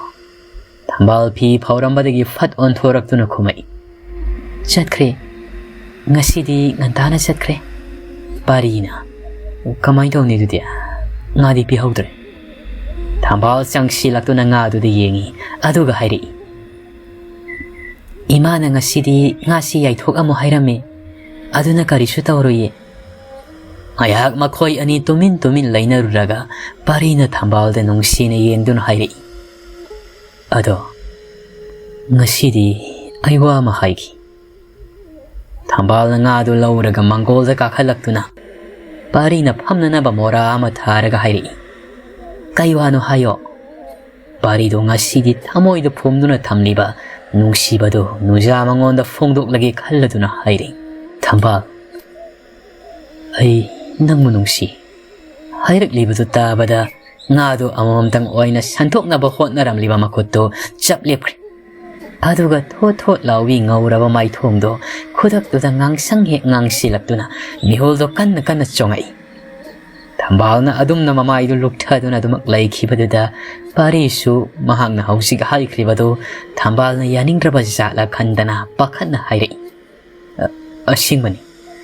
ꯑꯁꯦꯡꯕꯅꯤ ꯊꯝꯕꯥꯜ ꯑꯩꯅ ꯅꯪꯕꯨ ꯏꯍꯥꯟ ꯍꯥꯟꯅ ꯄꯥꯗꯨꯗ ꯎꯈꯤꯕ ꯅꯨꯃꯤꯠꯇꯨꯗꯒꯤ ꯑꯩꯒꯤ ꯊꯃꯣꯏꯗ ꯅꯪꯕꯨ ꯂꯥꯠꯆꯈ꯭ꯔꯕꯅꯤ ꯉꯁꯤ ꯐꯥꯎꯕ ꯃꯨꯠꯄ ꯂꯩꯇꯦ ꯍꯦꯟꯅ ꯑꯗꯨꯝ ꯅꯪꯕꯨ ꯅꯨꯡꯁꯤꯕ ꯍꯦꯜꯂꯛꯏ ꯑꯩꯅ ꯍꯥꯏꯔꯤꯕꯁꯤ ꯅꯪꯅ ꯌꯥꯕꯤꯌꯨ ꯅꯨꯖꯥ ꯃꯥꯒꯤ ꯊꯃꯣꯏꯗ ꯄꯥꯈꯪ ꯃꯥꯕꯨꯁꯨ ꯍꯦꯛ ꯎꯈꯤꯕ ꯃꯤꯠꯀꯨꯞꯇꯨꯗꯒꯤ ꯂꯥꯠꯆꯈ꯭ꯔꯕꯅꯤ ꯍꯥꯏꯕꯁꯤ ꯀꯔꯤꯁꯨ ꯈꯪꯗꯅ ꯍꯥꯏꯔꯛꯂꯤꯕꯗꯨ ꯇꯥꯕꯗ ꯊꯝꯕꯥꯜ ꯃꯄꯨꯛꯅꯤꯡꯗ ꯃꯔꯣꯜ ꯂꯣꯜꯂꯛꯏ ꯌꯥꯝ ꯄꯪꯉꯤꯗ ꯅꯍꯥꯟꯗꯒꯤ ꯑꯩꯅ ꯃꯥꯕꯨ ꯅꯨꯡꯁꯤꯕꯒꯤ ꯃꯇꯧ ꯀꯌꯥ ꯎꯠꯂꯤꯕꯁꯦ ꯍꯧꯖꯤꯛ ꯐꯥꯎꯕ ꯑꯃꯠꯇ ꯍꯦꯛ ꯈꯪꯗ ꯃꯥꯜꯂꯤ ꯉꯁꯤꯒꯤ ꯃꯤꯀꯨꯞ ꯑꯁꯤꯗꯕꯨ ꯋꯥꯅ ꯉꯥꯏꯖꯔꯛꯂꯤꯕꯅꯤ ꯑꯩꯒꯤ ꯏꯇꯧꯁꯤꯕꯨ ꯃꯥꯅ ꯈꯪꯕꯤꯔꯤꯕꯁꯤꯕꯨ ꯌꯥꯝꯅ ꯄꯪꯗ꯭ꯔꯥ ꯑꯁꯨꯝꯅ ꯈꯜꯂꯒ ꯅꯨꯖꯥꯒꯤ ꯊꯃꯣꯏꯗ ꯄꯦꯟꯖꯔꯤꯕꯗꯨꯒꯤ ꯃꯃꯤ ꯑꯣꯏꯅ ꯃꯥꯏꯊꯣꯡꯗꯁꯨ ꯅꯣꯛꯐꯦꯠ ꯇꯧꯔꯛꯏ ꯃꯥꯒꯤ ꯃꯇꯧꯗꯨꯕꯨ ꯈꯧꯔꯥꯡꯕ ꯃꯤꯠꯌꯦꯡꯅ ꯃꯃꯤꯠ ꯀꯨꯞꯇꯅ ꯌꯦꯡꯗꯨꯅ ꯂꯩꯔꯝꯕ ꯄꯥꯈꯪ ꯃꯍꯥꯛꯅ ꯃꯤꯅꯣꯛꯇꯨ ꯎꯔꯗꯨꯅ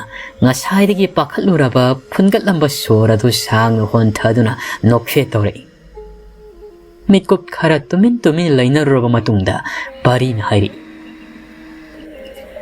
ꯑꯩꯅ ꯍꯧꯖꯤꯛ ꯍꯥꯏꯔꯤꯕ ꯋꯥꯗꯣ ꯅꯪꯅ ꯌꯥꯅꯤꯡꯂꯕꯗꯤ ꯍꯣꯔꯦꯟ ꯅꯨꯃꯤꯠ ꯂꯩꯊꯔꯛꯄ ꯃꯇꯝꯗ ꯄꯥꯠꯄꯥꯟꯗ ꯑꯩ ꯉꯥꯏꯔꯝꯒꯦ ꯊꯣꯛꯂꯛꯎꯀꯣ ꯁꯤ ꯍꯥꯏꯔꯝꯂꯒ ꯏꯀꯥꯏ ꯅꯨꯡꯁꯤꯕꯅ ꯌꯣꯝꯂꯕ ꯅꯤꯄꯥꯗꯣ ꯇꯥꯐꯤꯡ ꯆꯠꯈ꯭ꯔꯦ ꯍꯟꯅ ꯑꯃꯨꯛꯇꯪ ꯌꯦꯡꯂꯛꯄꯗꯗꯤ ꯊꯝꯕꯥꯜꯅ ꯃꯍꯥꯛꯅ ꯆꯠꯈ꯭ꯔꯤꯕꯗꯨꯗ ꯌꯦꯡꯗꯨꯅ ꯂꯩꯔꯝꯕꯗꯨꯒ ꯍꯦꯛ ꯃꯤꯠ ꯆꯥꯅꯔꯨꯔꯤ ꯃꯗꯨꯗ ꯅꯨꯖꯥꯗꯨꯗꯤ ꯏꯀꯥꯏꯃꯟꯗꯅ ꯃꯃꯥꯏꯗꯣ ꯐꯠ ꯂꯩꯊꯣꯛꯈꯤ ꯃꯥꯒꯤ ꯃꯇꯧꯗꯨꯗ ꯄꯥꯔꯤ ꯅꯨꯡꯁꯤꯅ ꯌꯦꯡꯂꯝꯂꯒ ꯆꯠꯈ꯭ꯔꯦ ꯊꯝꯕꯥꯜꯁꯨ ꯃꯃꯣꯟ ꯅꯣꯛꯇꯨꯅ ꯈꯣꯏꯗꯥꯖꯕ ꯃꯍꯥꯛꯅ ꯅꯨꯡꯁꯤ ꯐꯣꯡꯗꯣꯛꯂꯝꯕꯁꯤꯗ ꯅꯤꯡꯖꯕ ꯊꯨꯡꯗꯨꯅ ꯄꯦꯟꯖꯅ ꯂꯩꯍꯧꯔꯤ ꯍꯥꯏꯅꯈꯤꯕ ꯃꯇꯝ ꯌꯧꯔꯛꯂꯤ ꯉꯁꯤꯗꯤ ꯊꯝꯕꯥꯜꯁꯨ ꯄꯥꯔꯤꯕꯨ ꯎꯔꯒꯅꯤ ꯈꯟꯕꯗ ꯏꯀꯥꯏꯕꯅ ꯂꯣꯏꯔꯤ ꯅꯍꯥꯟ ꯃꯈꯩꯗꯤ ꯐꯣꯡꯗꯣꯛꯅꯔꯨꯗꯕꯅ ꯀꯔꯤꯁꯨ ꯈꯜꯂꯨꯗꯕꯅꯤ ꯑꯗꯨꯕꯨ ꯉꯁꯤꯗꯤ ꯋꯥꯈꯜꯗ ꯃꯑꯣꯟ ꯀꯌꯥ ꯑꯃ ꯈꯜꯂꯛꯏ ꯄꯥꯈꯪ ꯃꯍꯥꯛꯅ ꯊꯥꯔꯝꯕ ꯃꯇꯝꯗꯨꯗ ꯌꯧꯁꯤꯜꯂꯛꯄꯅ ꯏꯀꯥꯏꯔꯕꯁꯨ ꯆꯠꯇꯕꯗꯤ ꯌꯥꯗꯦ ꯈꯟꯗꯨꯅ ꯃꯇꯥ ꯔꯤꯇꯨꯕꯨ ꯍꯧꯗꯨꯅ ꯂꯥꯛꯃꯤꯟꯅꯔꯝ ꯆꯠꯅ ꯊꯝꯕꯥꯜꯅ ꯍꯥꯏꯔꯛꯏ ꯔꯤꯇꯨ ꯑꯩ ꯅꯪꯉꯣꯟꯗ ꯋꯥ ꯑꯝꯇ ꯍꯥꯏꯒꯦ ꯑꯗꯣ ꯀꯅꯥꯝꯇꯗꯤ ꯍꯥꯏꯗꯣꯛꯀꯅꯨꯀꯣ ꯔꯤꯇꯨꯅ ꯀꯩ ꯋꯥꯅꯣꯅꯦ ꯍꯥꯏꯌꯨꯅꯦ ꯊꯝꯕꯥꯜꯅ ꯃꯃꯣꯟ ꯅꯣꯛꯂꯒ ꯍꯥꯏꯔꯛꯏ ꯑꯗꯨꯕꯨꯔꯣ ꯇꯥ ꯄꯥꯔꯤꯅꯅꯦ ꯉꯁꯤ ꯑꯩꯉꯣꯟꯗ ꯅꯨꯡꯁꯤ ꯍꯥꯏꯔꯛꯏꯕ ꯋꯥꯗꯨ ꯇꯥꯕꯗ ꯔꯤꯇꯨ ꯆꯠꯂꯝꯂꯤꯕꯗꯨ ꯆꯞ ꯂꯦꯞꯅ ꯌꯥꯝꯅ ꯉꯛꯅ ꯊꯝꯕꯥꯜꯗ ꯌꯦꯡꯗꯨꯅ ꯍꯥꯏꯔꯛꯏ ꯇꯥ ꯄꯥꯔꯤꯅ ꯍꯥꯏꯕ ꯅꯣꯏ ꯑꯅꯤꯗꯤ ꯀꯃꯥꯏꯅ ꯈꯪꯅꯔꯤꯕ ꯊꯝꯕꯥꯜꯁꯨ ꯆꯠꯄꯗꯨ ꯂꯦꯞꯂꯒ ꯇꯞꯅ ꯑꯗꯨꯕꯨꯔꯣ ꯏꯃꯥꯗ ꯃꯥꯅ ꯐꯥꯔꯛꯄ ꯉꯥꯁꯤꯡꯗꯣ ꯌꯣꯟꯅꯅꯕ ꯄꯤꯌꯦꯕꯀꯣ ꯑꯗꯨꯒꯤ ꯑꯩꯈꯣꯏꯗ ꯂꯥꯛꯄꯗ ꯍꯥꯏꯔꯝꯂꯤꯅꯤ ꯍꯧꯖꯤꯛ ꯐꯥꯎꯕ ꯔꯤꯇꯨꯗꯤ ꯃꯆꯤ ꯂꯦꯡꯗꯅ ꯁꯪꯇ꯭ꯔꯤꯛ ꯌꯦꯡꯗꯨꯅ ꯍꯥꯏꯔꯛꯏ ꯀꯔꯝ ꯀꯥꯟꯗ ꯉꯥ ꯄꯤꯔꯤꯕ ꯃꯥꯅ ꯔꯤꯇꯨꯒꯤ ꯃꯇꯧꯗꯨꯗ ꯊꯝꯕꯥꯜꯅ ꯅꯣꯛꯂꯒ ꯅꯪ ꯉꯛꯀꯅꯤ ꯊꯥꯖꯔꯣꯏ ꯍꯥꯏꯕ ꯑꯩ ꯈꯪꯉꯤ ꯑꯩꯅ ꯅꯍꯥꯟꯗꯒꯤꯅꯦ ꯅꯪꯉꯣꯟꯗ ꯏꯀꯥꯏꯗꯅ ꯍꯥꯏꯗꯕꯅꯤ ꯑꯩꯈꯣꯏ ꯑꯅꯤꯒ ꯃꯥꯒ ꯏꯍꯥꯟ ꯍꯥꯟꯅ ꯊꯦꯡꯅꯈꯤꯕ ꯅꯨꯃꯤꯠꯇꯣ ꯑꯗꯨꯒꯤ ꯍꯦꯛ ꯅꯣꯡꯉꯥꯟꯕꯗ ꯏꯃꯥꯅ ꯃꯉꯣꯟꯗꯒꯤ ꯉꯥ ꯂꯧꯕ ꯍꯧꯕꯅꯤ ꯑꯗꯨꯗꯒꯤꯗꯤ ꯁꯨꯝ ꯑꯩꯈꯣꯏꯗꯁꯨ ꯆꯪꯉꯛꯄꯅꯦꯕ ꯑꯗꯨꯒꯅꯦ ꯍꯥꯏꯔꯝꯂꯒ ꯏꯀꯥꯏꯗꯨꯅ ꯋꯥꯗꯨ ꯃꯈꯥ ꯇꯥꯔꯛꯈꯤꯗ꯭ꯔꯤ ꯔꯤꯇꯨꯗꯤ ꯉꯛꯄꯅ ꯄꯨꯡꯊꯟ ꯍꯦꯛ ꯊꯜꯂꯤ ꯍꯥꯏꯕꯗꯨꯅꯤ ꯊꯥꯖꯕꯁꯨ ꯉꯝꯗꯦ ꯑꯗꯨꯕꯨ ꯃꯍꯥꯛꯅ ꯈꯜꯂꯤꯕ ꯋꯥꯈꯜꯗꯣ ꯐꯥꯖꯤꯜꯂꯒ ꯊꯝꯕꯥꯜꯗ ꯍꯥꯏꯔꯛꯏ Adu kuirabadubu nangdi aingondan ongmata phawwa haidabaneba. Yamna phateko nang haujiktada hairaklibaneba. Ado nangnadi kari haiduna pakhom pikrage. Yamna khangning la hanglakpani. Rituna thambal sunok fet tawduna khumai. Aisu mabu nungsi. Mana pangbagi khangjedabagi wani.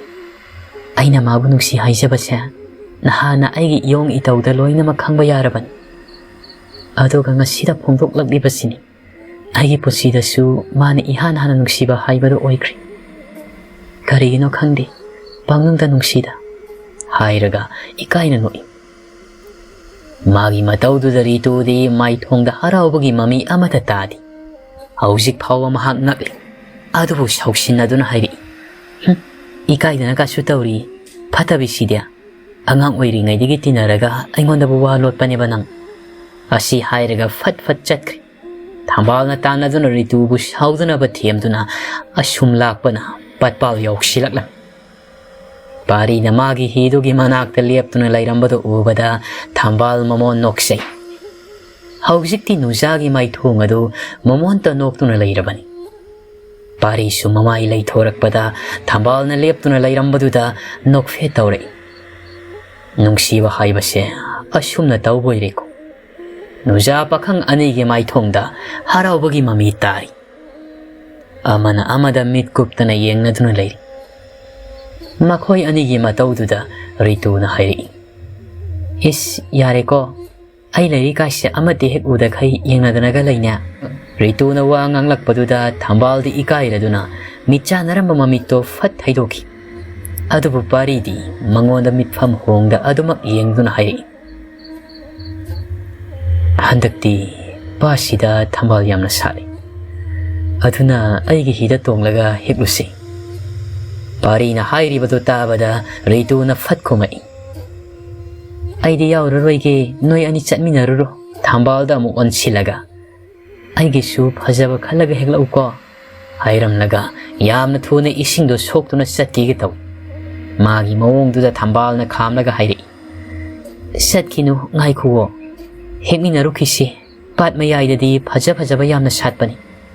Rituna Ayumda thaba khara lehaweba babana sunganna halo hayobani duna ngasidi ay hana chatlamagi hairamlaga thuna yangna chatkri magi matawduda thambalsu mabu kawduna lehawri adu Rituna hanna fawu yenglamdana dumak chatkri parina magi hidugi manakta leplaga laoba karu lao ay ngakpigi thambalsu parigi makuta paiduna hiduda tapna kakhatkri asumna hidu hon bhaurai Ngai hakti makhoi aniwa matangang nadi tumin laini. Patugi taru raba ising aduda satliba tharo thambal mayam dosu asuki matik pukning huna phajakri. Usek macha singna nungsina khongbugi makholduda isik laba mafam madugi magul hapugumna sutaw. Aduk ning thijaraba mataw singdubu karimta yengdana paridi. Mana holiba hiduda tonglibi nuja mangonda mitfam hongda yengli. Hanadagi ngasina amukki hena phajai thambal maithongda su nokfe tawna akoi baduda koina sum yengduna makhuta ising adubu amuk thengduna hiduda tongli parina achikpadubu thugaiduna hairi nangsa asuki matik phajai phajabagi lairembini hainariba lairembiduna nangondagi hengadaba mandi Adumna parina hairakpadudadi thambal akoibaduda koyeng yenglambadu chap lepri. Magi haunabi ikaiba khangbagi mamaido ngangsilai. Magi matawduda parina ikaire haiba khangladuna. Karamba heksige. Chaliba singsidagi nangna apabadu khallo. Ai happy. Thambal sumana pamjaba khanduna parina happy raba matungda. Makhoi ani amuk hido honduna pat mapalda karakli. Thambaldo makhut namana lai singado paina sanabu na doi sing soklaga pariga loina na mayumda hanminaraklam. Makhoi ani na punna chatmina baduda uhaw mi singna murum sonduna yengna hawi. Is thambalgi phajabaga mapasana ba pakhangdo parisu oigadori hai. Masakni matawne song phirana chariba nipa mo oibagi awat pa amati hek laiteda. Mapa laudana mapangal su yamna kanna ui. Ani se sanagadorida. Haina duna su lewi. Sum lakpana thambal gi thongal yauraduna chatlamadu leplaga hairei. Ai lehaurage ko. Parina. Lehauro. Ado nasilmakna aigi pakhom pidrabasu natauduna aina haibado. Nangna su yare haidana laurage ko. Asi hairaga thambal da nungsini. Agi mawongduda ikaiduna nupidudi karimata khumlamdana mayumda sienboi lakpoi sankri. Magi asigumlaba matawsida oiri parina nujamabu nungsiribasi. Asum tawna matamdi sum haujinkibana numit kayani haukri. Nuja pakhang anidugi nungsibadi hena magul helai. Khongang sida lairiba mi singaduna su makhoi anigi nungsinabase khangnaba horaki. Sanakre amana hendi amana tadi haiduna sonai. Nungsibagi mayai se onthokna su kankri. Nomugi uhodabada laiba ngamnadaba haibadu oiram. Mausagi mataugum numidang wairamduda makhoi ani hi honduna patuda tharo thambal kaya heklingaiduda parine ising khara pairaga thambalda chaisilaklam. Masu noktuna isingdo parida chaisali. Makhoi ani na pat mayaiduda harauna noktuna sanariwa mataudu ubada kalaklaba mali. Mafamduda pairiba usiak singadusu makhoi anigi agoibada koi pai na sanai. Asumna nok-nok na sanaring matamduda thambal makokto khangau ngaurakpagumna ising saisilambadu chap leplaga makokto paidana lay. Magi mataududa pari pakhatna sangsilaktuna hangai. Kaidorage kok ngaubro. Aina ising yamna saisilakpagira. Thambal na makokto paina hairi. Ising saisilakpagi nati. Kokse khangau ngaurakpadawna tawi. Karase matamsisu thengamani. Parina hido khara thuna holaga kaminarakli. Thambal na ngasai makhaidi karisu tauramdraga khudakta makok ngawi hairakpasidadi nungaitraduna parina mayum phauba thinbirai. Aing bisu kaithel kumlakpagi ngahak phamduna lairambani. Maduda machane ising solaga makokto paiduna pariga loinana lakpaduda pakhatna chensilaktuna machagi masa paiduna hangai. Kaidori bema pataga tarurabra nangbo. Parida amuk onsinduna. Ibungo, kamaina taurinuna nang swa. Nasado iso linya. Parina khongge tauringai thambal na oina khumai. Ima, ay koksiyam na ngawi. Nasaydi di kaisu tauramdaban. Ay amuk tahipki. Aying bisu makhata na hangnudri machabu kondo na imong da pusin kraga. Chok liba mapi marol do hongdok halaga. Pamong da ningtijana hiphalaba matungda. Mabala thoraktuna haujik phawa paridu leptuna lairambadu ubada. Aying bina. Haima, ibunga, aidi isale hauri haibase kauthukluredana. Parina. Ine, thambaldu karisu tahudrabra. Ikhang khangawdana makok ngawi hairakpadudadi. Aidi pakhatlurabani. Parina machagidamak wajjaba mataudu ubada aying bisu mathamoida penjai. Masu khanglibani. Makhoi ani nungsinay hayosi. Adubo mahag karisu haidi. Parigi magun patjana khangbana hena dum haraw sariban. Aying bina. Karisu tauroida masam sot paduda makok ngaurakpo oirambasu yaida. Hausik pudi pamungda potha halamle. Parina. Ado inya patrabadi aingonde hekta haibirauko. Aigi pudo amaibani. Ay hekta kaugsarugi. Aying bina. Hoi, patrabadi ini hairaki. Nangsu hallo, mamsila ka dauri. Parisu hoi hairam naga, maning han nuna yanglam naga chakri. Numidang tari, pung mamamli. Aying bina thambal gi manakta changlak tuna hangai. Ibema, nang bukhara bro. Thambal yamna tapna. Hoi ma, khara di phabagum tawi. Aying bi machagi makokta tapna nanbidu na hairi. Sa khara sathok sila odana. Imana nang na pamjaba nga nam sunambire. Lao, saringay de khara sathok na ba? Thambal so haujik phawa makok ngawdu kaya handribani. Ado bumama na pakat kani khanduna khara phare haijin bani.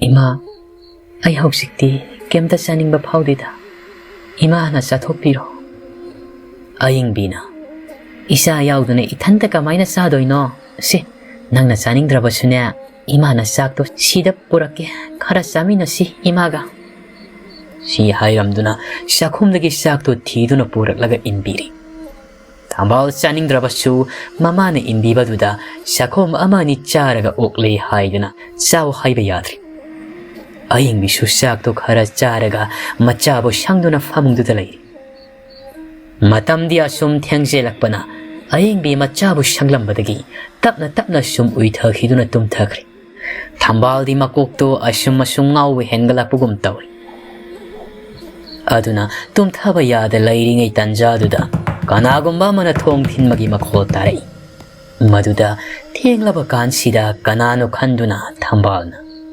ꯀꯅꯥꯅꯣ ꯊꯣꯡ ꯊꯤꯜꯂꯤꯕꯗꯨꯕꯣ ꯍꯥꯏꯗꯨꯅ ꯇꯞꯅ ꯍꯪꯉꯛꯏ ꯑꯗꯨꯕꯨ ꯀꯅꯥꯝꯇꯗꯤ ꯈꯨꯝꯂꯛꯇꯦ ꯃꯗꯨꯗ ꯃꯥꯁꯨ ꯃꯀꯣꯛꯅꯒ ꯉꯥꯎꯕꯅꯦ ꯀꯅꯥ ꯑꯣꯏꯔꯕꯖꯥꯠꯅꯣ ꯈꯟꯗꯅ ꯃꯃꯥꯗ ꯌꯦꯡꯂꯛꯄꯗꯗꯤ ꯃꯃꯥꯅ ꯃꯍꯥꯛꯀꯤ ꯃꯅꯥꯛꯇ ꯌꯥꯝꯅ ꯅꯨꯡꯉꯥꯏꯅ ꯇꯨꯝꯗꯨꯅ ꯂꯩꯔꯝꯕꯗꯨꯗ ꯇꯨꯝꯊꯈꯤꯕꯗ ꯉꯥꯏꯔꯤꯕꯅꯤꯅ ꯍꯧꯗꯣꯛꯅꯤꯡꯗꯕꯗꯒꯤ ꯉꯝꯗ ꯇꯞꯅ ꯐꯃꯨꯡꯗꯒꯤ ꯀꯨꯝꯊꯔꯛꯇꯨꯅ ꯊꯣꯡ ꯑꯗꯨ ꯇꯝꯅ ꯂꯥꯛꯄꯗ ꯌꯧꯒꯗꯕ ꯈꯖꯤꯛꯇ ꯉꯥꯏꯔꯕ ꯃꯇꯝꯗꯨꯗ ꯊꯣꯡꯗꯣ ꯌꯥꯝꯅ ꯀꯟꯅ ꯊꯤꯜꯂꯛꯏ ꯃꯈꯣꯜꯗꯨꯗ ꯊꯝꯕꯥꯜꯗꯣ ꯈꯪꯄ꯭ꯔꯦꯛ ꯍꯦꯛ ꯈꯪꯉꯤ ꯊꯥꯡꯂꯝꯕ ꯈꯣꯡꯊꯥꯡꯗꯣ ꯃꯅꯤꯡ ꯍꯟꯗꯨꯅ ꯑꯃꯨꯛꯀꯁꯨ ꯍꯪꯉꯛꯏ ꯀꯅꯥꯅꯣ ꯑꯁꯨꯛ ꯊꯦꯡꯂꯕ ꯃꯇꯝꯁꯤꯗ ꯊꯣꯡ ꯊꯤꯜꯂꯛꯏꯕꯗꯨꯕꯣ ꯍꯪꯕꯁꯨ ꯈꯨꯝꯗꯦ ꯀꯅꯥꯅꯣ ꯑꯁꯨꯝꯅ ꯍꯪꯕꯗꯁꯨ ꯀꯔꯤꯁꯨ ꯈꯨꯝꯂꯛꯇꯕꯗꯨꯗ ꯀꯅꯥꯕꯨ ꯑꯣꯏꯔꯤꯒꯕ ꯈꯪꯅꯤꯡꯗꯨꯅ ꯊꯣꯡꯗꯨ ꯇꯞꯅ ꯍꯥꯡꯗꯣꯔꯛꯏ ꯍꯦꯛ ꯍꯥꯡꯗꯣꯔꯛꯄꯒ ꯀꯅꯥꯒꯨꯝꯕ ꯑꯃꯅ ꯃꯥꯒꯤ ꯃꯈꯨꯠꯇ ꯇꯥ ꯄꯥꯏꯔꯒ ꯃꯄꯥꯜꯗ ꯆꯤꯡꯊꯣꯛꯈꯤ ꯃꯗꯨꯗ ꯊꯝꯕꯥꯜꯁꯨ ꯎꯞꯁꯤꯟꯗꯨꯅ ꯇꯨꯔꯤ ꯈꯨꯗꯛꯇ ꯇꯧꯔꯛꯂꯤꯕ ꯃꯑꯣꯡꯗꯨꯗ ꯄꯥꯈꯠꯅ ꯃꯃꯥꯕꯨ ꯀꯧꯏ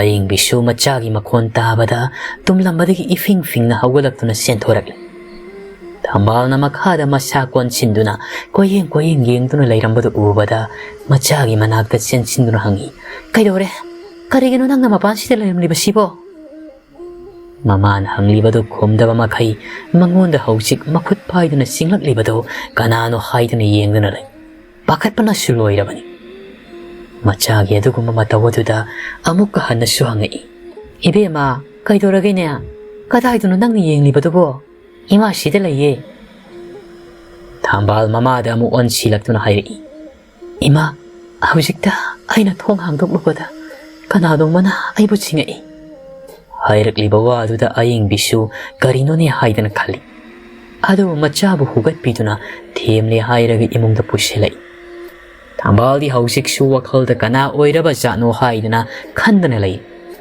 ꯅꯨꯃꯤꯠꯇꯨꯃꯁꯨ ꯍꯧꯈ꯭ꯔꯤ ꯉꯁꯤꯗꯤ ꯑꯌꯤꯡꯕꯤꯁꯨ ꯀꯩꯊꯦꯜ ꯆꯠꯇ꯭ꯔꯤ ꯏꯃꯨꯡꯒꯤ ꯊꯕꯛ ꯏꯪꯈꯥꯡ ꯂꯣꯏꯁꯤꯟꯗꯨꯅ ꯂꯩ ꯉꯔꯥꯡ ꯃꯆꯥꯅ ꯇꯝꯈꯤꯕ ꯄꯥꯎꯗꯨ ꯅꯤꯡꯁꯤꯡꯗꯨꯅ ꯋꯥꯈꯜ ꯃꯣꯟ ꯈꯜꯂꯤ ꯑꯗꯨꯕꯨ ꯀꯅꯥꯅ ꯑꯣꯏꯔꯤꯕ ꯖꯥꯠꯅꯣ ꯍꯥꯏꯕꯗꯨꯗꯤ ꯋꯥꯈꯜꯅ ꯂꯥꯝꯕ ꯐꯪꯗ꯭ꯔꯤ ꯑꯗꯨꯕꯨ ꯄꯨꯛꯅꯤꯡꯗꯗꯤ ꯃꯆꯥꯕꯨ ꯃꯤꯠꯀꯨꯞ ꯑꯃꯗ ꯊꯥꯗꯣꯛꯄ ꯌꯥꯗ꯭ꯔꯤ ꯍꯥꯏꯗꯅ ꯈꯜꯂꯛꯏ ꯍꯧꯖꯤꯛꯇꯤ ꯊꯝꯕꯥꯜ ꯃꯀꯣꯛ ꯉꯥꯎꯕꯗꯣ ꯐꯔꯦ ꯍꯥꯏꯗꯅ ꯍꯧꯒꯠꯇꯨꯅ ꯃꯄꯥꯜꯗ ꯊꯣꯔꯛꯏ ꯃꯃꯥꯅ ꯂꯥꯏꯗꯣꯛ ꯊꯥꯟꯗꯨꯅ ꯂꯩꯔꯝꯕꯗꯨꯗ ꯃꯥꯁꯨ ꯏꯃꯨꯡꯒꯤ ꯊꯕꯛ ꯂꯣꯏꯁꯤꯟꯕꯗꯨ ꯌꯥꯎꯏ ꯍꯥꯏꯗꯨꯅ ꯏꯔꯨꯖꯕ ꯆꯠꯈ꯭ꯔꯤ ꯇꯟꯖꯥꯗꯨꯗ ꯄꯥꯔꯤꯁꯨ ꯍꯥꯊꯨ ꯃꯈꯨꯠꯇ ꯕꯥꯔꯇꯤꯟꯒ ꯀꯔꯤꯒꯨꯝꯕ ꯄꯣꯠ ꯑꯃꯒ ꯄꯥꯏꯗꯨꯅ ꯆꯪꯉꯛꯏ ꯃꯗꯨ ꯎꯕꯗ ꯑꯌꯤꯡꯕꯤꯅ ꯍꯩꯃꯥ ꯄꯥꯔꯤ ꯉꯁꯤꯗꯤ ꯏꯅꯦ ꯀꯩꯊꯦꯜ ꯆꯠꯂꯔꯣꯏꯅꯦ ꯉꯥꯗꯣ ꯌꯥꯏꯊꯣꯛꯂꯒ ꯑꯣꯏꯅ ꯌꯣꯜꯂꯒꯦ ꯀꯗꯥꯏ ꯀꯌꯥꯝ ꯐꯔꯛꯏ ꯍꯥꯏꯗꯅ ꯕꯥꯔꯇꯤꯟꯗꯨꯗ ꯌꯦꯡꯉꯤ ꯑꯗꯨꯕꯨ ꯉꯥꯗꯤ ꯑꯃꯠꯇ ꯌꯥꯎꯔꯝꯗ꯭ꯔꯤ ꯃꯗꯨꯗ ꯑꯌꯤꯡꯕꯤꯗꯣ ꯍꯥꯏꯐꯦꯠ ꯉꯛꯅ ꯄꯥꯔꯤꯗ ꯌꯦꯡꯉꯛꯏ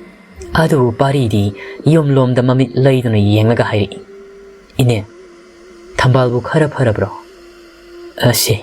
ꯁꯤꯒꯤ ꯍꯤꯗꯥꯛꯁꯦ ꯑꯩꯅ ꯏꯄꯨꯗꯒꯤ ꯆꯠꯂꯒ ꯂꯧꯔꯨꯕꯅꯤ ꯀꯣꯛ ꯉꯥꯎꯕꯗ ꯊꯛꯄ ꯌꯥꯝꯅ ꯐꯩ ꯍꯥꯏꯕꯅꯤ ꯁꯤ ꯍꯥꯏꯗꯨꯅ ꯍꯤꯗꯥꯛꯇꯨ ꯄꯤꯔꯛꯏ ꯑꯌꯤꯡꯕꯤꯗ ꯑꯣ ꯄꯤꯊꯛꯀꯦ ꯁꯨꯝꯅ ꯋꯥꯔꯤ ꯁꯥꯟꯅꯔꯤꯉꯩ ꯊꯝꯕꯥꯜꯁꯨ ꯄꯥꯔꯤꯒꯤ ꯃꯈꯣꯜ ꯇꯥꯏ ꯍꯥꯏꯗꯨꯅ ꯊꯣꯛꯂꯛꯄꯗ ꯃꯃꯥꯒ ꯋꯥꯔꯤ ꯁꯥꯟꯅꯗꯨꯅ ꯂꯩꯔꯝꯕꯗꯨꯗ ꯅꯣꯛꯐꯦꯠ ꯇꯧꯗꯨꯅ ꯊꯣꯛꯂꯛꯇꯨꯅ ꯀꯧꯔꯛꯏ ꯌꯥꯝꯅ ꯉꯜꯂꯤꯅ ꯇꯥ ꯄꯥꯔꯤ ꯏꯃꯥꯗ ꯉꯥ ꯄꯤꯕ ꯂꯥꯛꯏꯔꯣ ꯑꯗꯨꯝꯅ ꯊꯝꯕꯥꯜꯅ ꯅꯣꯛꯐꯦꯠ ꯇꯧꯗꯨꯅ ꯍꯥꯏꯔꯛꯄꯗꯨꯗ ꯄꯥꯔꯤꯁꯨ ꯍꯔꯥꯎꯅ ꯌꯦꯡꯖꯗꯨꯅ ꯍꯥꯏꯔꯛꯏ ꯅꯪ ꯐꯔꯕ꯭ꯔꯣ ꯀꯩꯁꯨꯝ ꯇꯧꯗ꯭ꯔꯕ꯭ꯔꯣ ꯉꯥꯗꯤ ꯐꯥꯕ ꯆꯠꯇ꯭ꯔꯤꯌꯦ ꯅꯪꯒꯤ ꯍꯤꯗꯥꯛꯁꯤ ꯍꯥꯟꯅ ꯊꯤꯜꯂꯛꯂꯝꯕꯅꯤ ꯑꯌꯤꯡꯕꯤꯅ Noy ani wari saramuko, pari, nang su ayuki kem ta saram kiroi.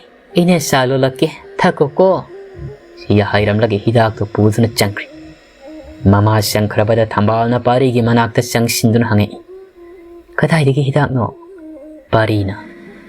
Nang nangarang kuk yam na ngawi hay batuda, ay ni ipu dagi siya laga lauro bani. Ngarang set bani. Ipu na yadrata na ahing liglay.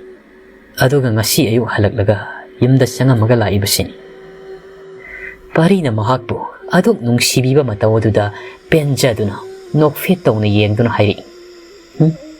Nang nawa na lauro raga, ay di ko ngawa padokre. Hidak sidi kanana taptoy ba? Hay duna pagi tawray. Adum naga tambal na pagi tawrak paduda, pari makhol tok na nok duna hayri. Nang nabu paradi, yari da. Asyum na ani do nok na wari sanari. Pari na nga sidi, makoy ani na numit kodingi hi hon na chat pa do, chat laroy si, haksang do patsina pan ko hay badagi. Tambal nga sidi pata chatri, mamaga dumaklay. Matamdi asum hoki bana, numit tari. Aying binangan na sak ado tong do na mama machado sami naraba matungda, wari sana da na lang sak-sakli. Numito, may sulak tabani na pidi sadri. Aduna, mama na lang sak-sak liwado iyeng na wari sana do na layram badagi. Tambal na kanagomba ama na maki maming bagi na syona na atap pamakola matari. Maduda wangang namto chap leplaga, munna ta do na lay. Ado po munna ta siluraga na hekta ta kidabagum taw. Machana wangang mambalib kibaduda aying bina. Kay daw rea, tumning mabro nang bo, tumura siro. Tambal na, tumning driye ima.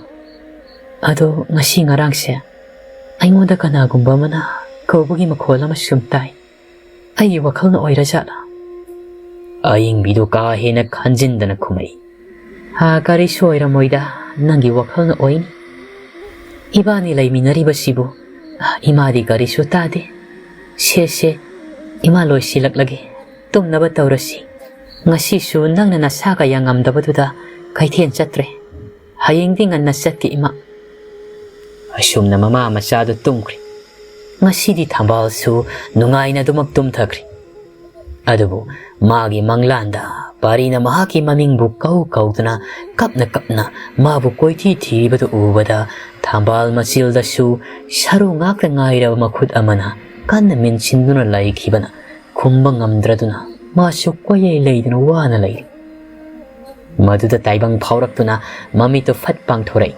Aduga short tabet hono na lay ringay tanjaduda makoy giyena kaduda huy gumba mana laibak da kutsin na kot pagi goro lawo makola matari. Maduda karino hayo na munna amukta silo badadi nupiya mana tapna hik na kapagi makola masutari. Maduta rubuda tambal masyado swailaw gijaba pauri. Adobo laira mira hayo na kandana amuktang yenglo sirakal.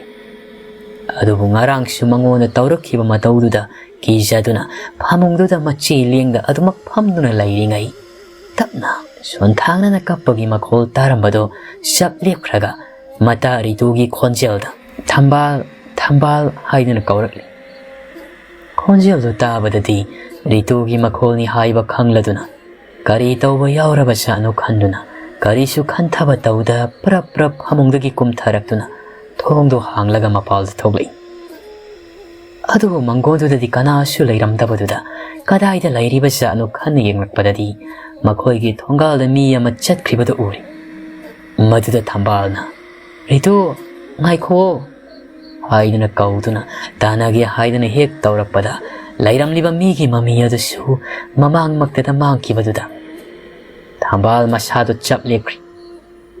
Layram liba mamiya da su amuk su. Mami sami taudo na.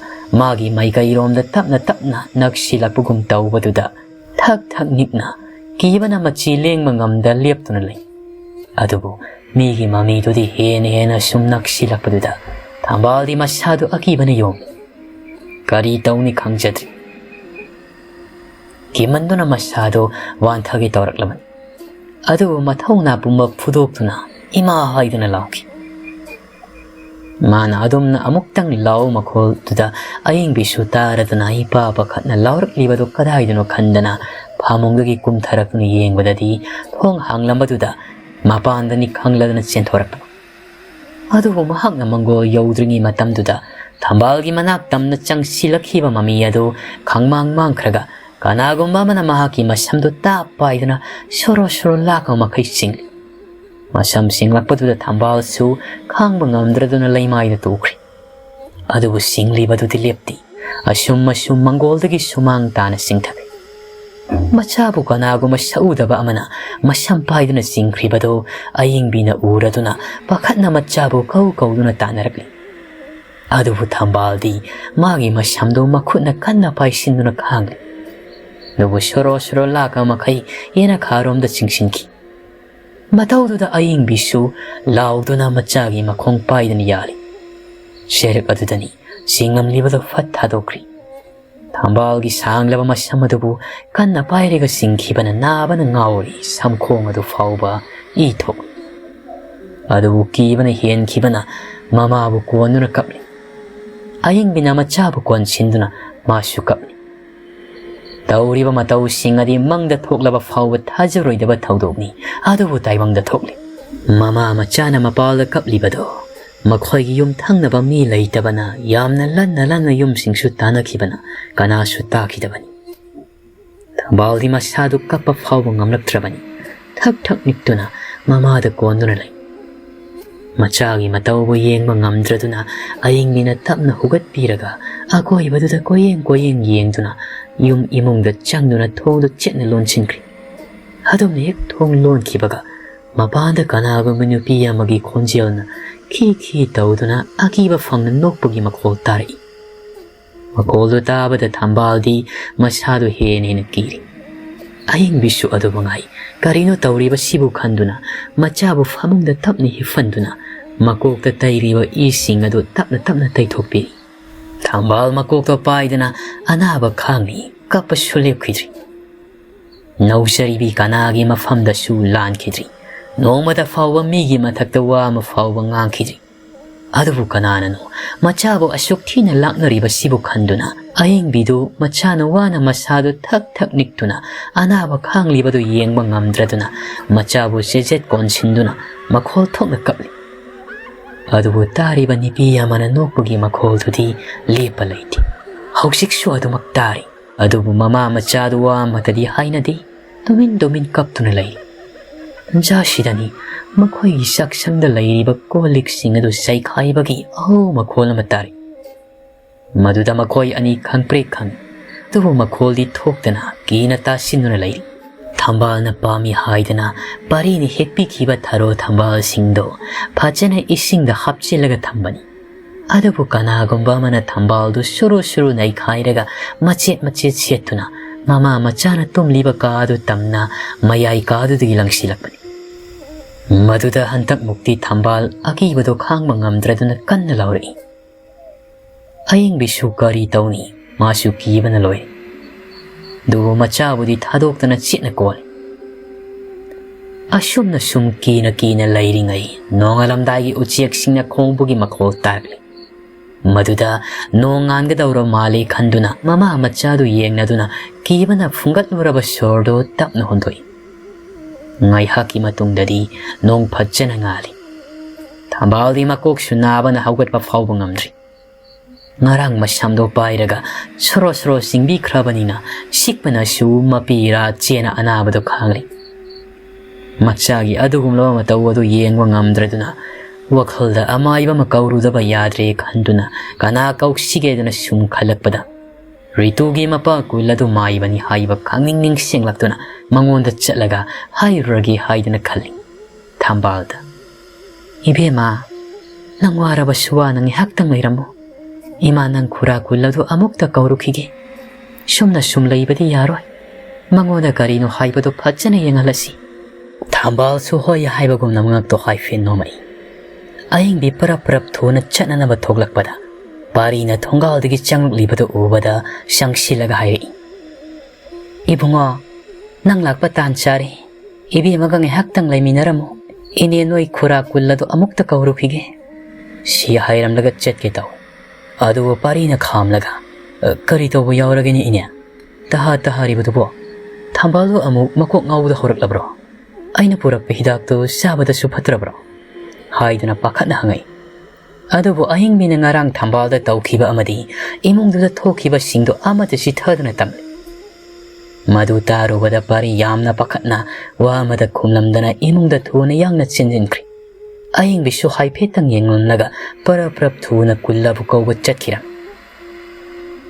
ꯏꯃꯨꯡꯗꯅ ꯄꯥꯔꯤꯅ ꯊꯝꯕꯥꯜꯕꯨ ꯀꯣꯏꯊꯤ ꯊꯤꯔꯛꯏ ꯑꯗꯨꯕꯨ ꯊꯝꯕꯥꯜꯅ ꯐꯃꯨꯡꯗꯨꯗ ꯇꯥꯁꯤꯟꯗꯨꯅ ꯍꯤꯞꯄꯒ ꯂꯩꯔꯤꯕꯗꯨ ꯎꯕꯗ ꯃꯅꯥꯛꯇ ꯆꯪꯁꯤꯟꯒꯦ ꯇꯧꯏ ꯑꯗꯨꯕꯨ ꯑꯗꯨꯛ ꯅꯤꯡꯊꯤꯖꯅ ꯐꯖꯕꯤ ꯇꯅꯧꯔꯤꯕꯤ ꯃꯥꯏꯊꯣꯡ ꯑꯗꯨꯗ ꯄꯤꯇꯅ ꯌꯣꯝꯂꯕ ꯃꯁꯥꯗꯨ ꯏꯃꯣꯠ ꯃꯣꯠꯅ ꯀꯣꯟꯁꯤꯟꯗꯨꯅ ꯂꯩꯔꯤ ꯁꯥꯡꯂꯕ ꯁꯝꯂꯥꯡꯗꯨꯁꯨ ꯏꯐꯥ ꯐꯥ ꯃꯈꯩ ꯁꯝꯈꯣꯡꯗꯨꯁꯨ ꯏ ꯈꯔ ꯇꯩꯗꯨꯅ ꯂꯩꯔꯝꯃꯤ ꯑꯍꯤꯡꯕꯤꯅ ꯉꯁꯥꯏ ꯏꯁꯤꯡꯗꯨ ꯈꯔꯗꯤ ꯇꯩꯊꯣꯛꯄꯤꯔꯝꯂꯕꯅꯤ ꯑꯗꯨꯕꯨ ꯊꯝꯕꯥꯜꯅ ꯅꯥꯃꯟꯗꯅ ꯁꯤꯟꯕ ꯊꯨꯡꯅꯗꯤ ꯇꯩꯊꯣꯛꯂꯝꯗꯕꯅꯤꯅ ꯑꯗꯨꯒꯨꯝꯂꯕ ꯅꯨꯡꯖꯥꯒꯤ ꯑꯁꯨꯛꯀꯤ ꯃꯇꯤꯛ ꯐꯤꯕꯝ ꯀꯥꯏꯔꯕ ꯃꯇꯧꯗꯨ ꯍꯦꯛ ꯎꯕꯗ ꯄꯥꯔꯤ ꯃꯃꯤꯠꯇꯒꯤ ꯃꯄꯤ ꯇꯥꯔꯛꯏ ꯃꯉꯣꯟꯗꯗꯤ ꯃꯍꯥꯛꯀꯤ ꯃꯃꯥꯡꯗ ꯂꯩꯔꯤꯕ ꯅꯨꯡꯖꯥ ꯑꯁꯤꯅ ꯃꯁꯥꯃꯛꯀꯤ ꯊꯋꯥꯏꯗꯒꯤꯁꯨ ꯍꯦꯟꯅ ꯅꯨꯡꯁꯤꯖꯔꯤꯕꯅꯤ ꯑꯗꯨꯛ ꯅꯨꯡꯁꯤꯖꯕꯤ ꯃꯍꯥꯛꯅ ꯀꯞꯇꯨꯅ ꯆꯩꯅꯥ ꯈꯥꯡꯗꯨꯅ ꯂꯩꯔꯝꯕꯗꯨ ꯎꯕꯗ ꯊꯃꯣꯏꯗꯨ ꯄꯨꯕ ꯉꯝꯗꯅ ꯀꯞꯂꯒ ꯃꯅꯥꯛꯇ ꯆꯪꯁꯤꯟꯒꯦ ꯍꯥꯏꯗꯨꯅ ꯇꯞꯅ ꯀꯧꯔꯛꯏ ꯊꯝꯕꯥꯜ ꯀꯧꯔꯛꯂꯤꯕꯗꯨ ꯇꯥꯕꯗ ꯀꯞꯇꯨꯅ ꯂꯩꯔꯝꯂꯤꯕ ꯊꯝꯕꯥꯜꯗꯨ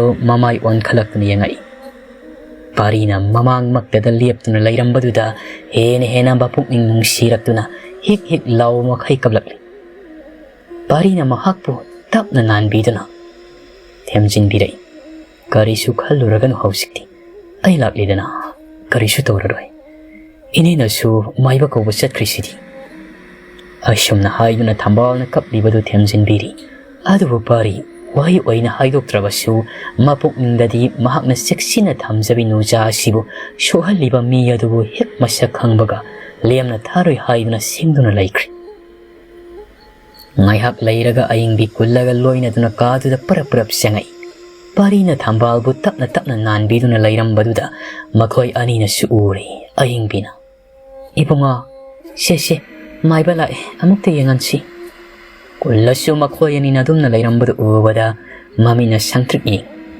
ꯃꯥꯒꯤ ꯃꯤꯠꯌꯦꯡꯗꯨꯗ ꯄꯥꯔꯤꯅ ꯋꯥꯈꯜꯗ ꯀꯔꯤ ꯃꯤꯠꯌꯦꯡꯅꯣ ꯍꯥꯏꯗꯨꯅ ꯈꯜ ꯑꯗꯨꯕꯨ ꯃꯍꯥꯛ ꯋꯥ ꯑꯃꯇ ꯉꯥꯡꯗꯅ ꯊꯝꯕꯥꯜꯗ ꯑꯃꯨꯛꯇꯪ ꯌꯦꯡꯂꯝꯂꯒ ꯍꯟꯇꯣꯛꯈ꯭ꯔꯤ ꯀꯨꯜꯂ ꯄꯥꯔꯤꯗ ꯃꯨꯟꯅ ꯑꯗꯨꯃꯛ ꯌꯦꯡꯗꯨꯅ ꯂꯩ ꯃꯗꯨꯗ ꯑꯌꯤꯡꯕꯤꯅ ꯁꯤ ꯏꯕꯨꯡꯉꯣ ꯏꯁꯥꯁꯦ ꯐꯖꯅ ꯑꯃꯨꯛꯇ ꯌꯦꯡꯕꯤꯌꯨ ꯏꯃꯨꯡꯁꯤꯗ ꯇꯧꯔꯤꯕꯁꯦ ꯀꯔꯤꯅꯣ ꯑꯩ ꯈꯪꯗ꯭ꯔꯦ ꯑꯃꯨꯛꯇ ꯑꯁꯨꯝꯅ ꯇꯧꯈꯤꯕ ꯂꯩꯇ꯭ꯔꯤ ꯉꯔꯥꯡꯇ ꯇꯧꯔꯛꯄꯁꯤꯗꯅꯦ ꯀꯔꯤꯅꯣ ꯏꯇꯩꯃꯁꯨ ꯒ꯭ꯌꯥꯟ ꯇꯥꯗ꯭ꯔꯦ ꯀꯨꯜꯂꯅ ꯀꯔꯤꯁꯨ ꯇꯧꯔꯣꯏꯗ ꯏꯇꯩꯃ ꯑꯩ ꯑꯃꯨꯛꯇꯪ ꯌꯦꯡꯒꯦ ꯍꯥꯏꯗꯨꯅ ꯊꯝꯕꯥꯜꯒꯤ ꯃꯅꯥꯛꯇ ꯐꯝꯗꯨꯅ ꯃꯈꯨꯠ ꯄꯥꯏꯔꯒ ꯃꯤꯍꯨꯜ ꯌꯦꯡꯉꯤ ꯑꯗꯨꯒ ꯃꯁꯝꯗꯨꯗꯁꯨ ꯇꯞꯅ ꯀꯔꯤꯒꯨꯝꯕ ꯑꯃ ꯃꯨꯔꯨꯝ ꯁꯣꯟꯗꯨꯅ ꯂꯥꯜꯂꯤ ꯃꯥꯒꯤ ꯃꯇꯧꯗꯨꯗ ꯄꯥꯔꯤꯗꯤ ꯀꯔꯤ ꯈꯨꯌꯦꯡ ꯑꯣꯏꯗꯨꯅ ꯈꯜꯂꯤ ꯃꯔꯝꯗꯤ ꯃꯥꯁꯨ ꯃꯃꯥꯒꯤ ꯃꯄꯥꯝꯗ ꯀꯨꯏꯅ ꯂꯩꯔꯛꯄꯅ ꯃꯃꯥꯕꯨ ꯄꯣꯛꯄ ꯃꯄꯨꯗꯣ ꯑꯃꯥꯏꯕ ꯑꯐꯥꯎꯕꯅꯤ ꯑꯗꯨꯅ ꯃꯄꯨꯅ ꯂꯥꯏ ꯈꯣꯏꯔꯝꯕ ꯃꯤ ꯂꯥꯌꯦꯡꯕ ꯆꯠꯄꯗ ꯑꯉꯥꯡ ꯑꯣꯏꯔꯤꯉꯩꯗꯒꯤ ꯄꯥꯔꯤꯁꯨ ꯃꯄꯨꯒꯤ ꯃꯇꯨꯡ ꯏꯟꯅꯗꯨꯅ ꯆꯠꯂꯛꯏ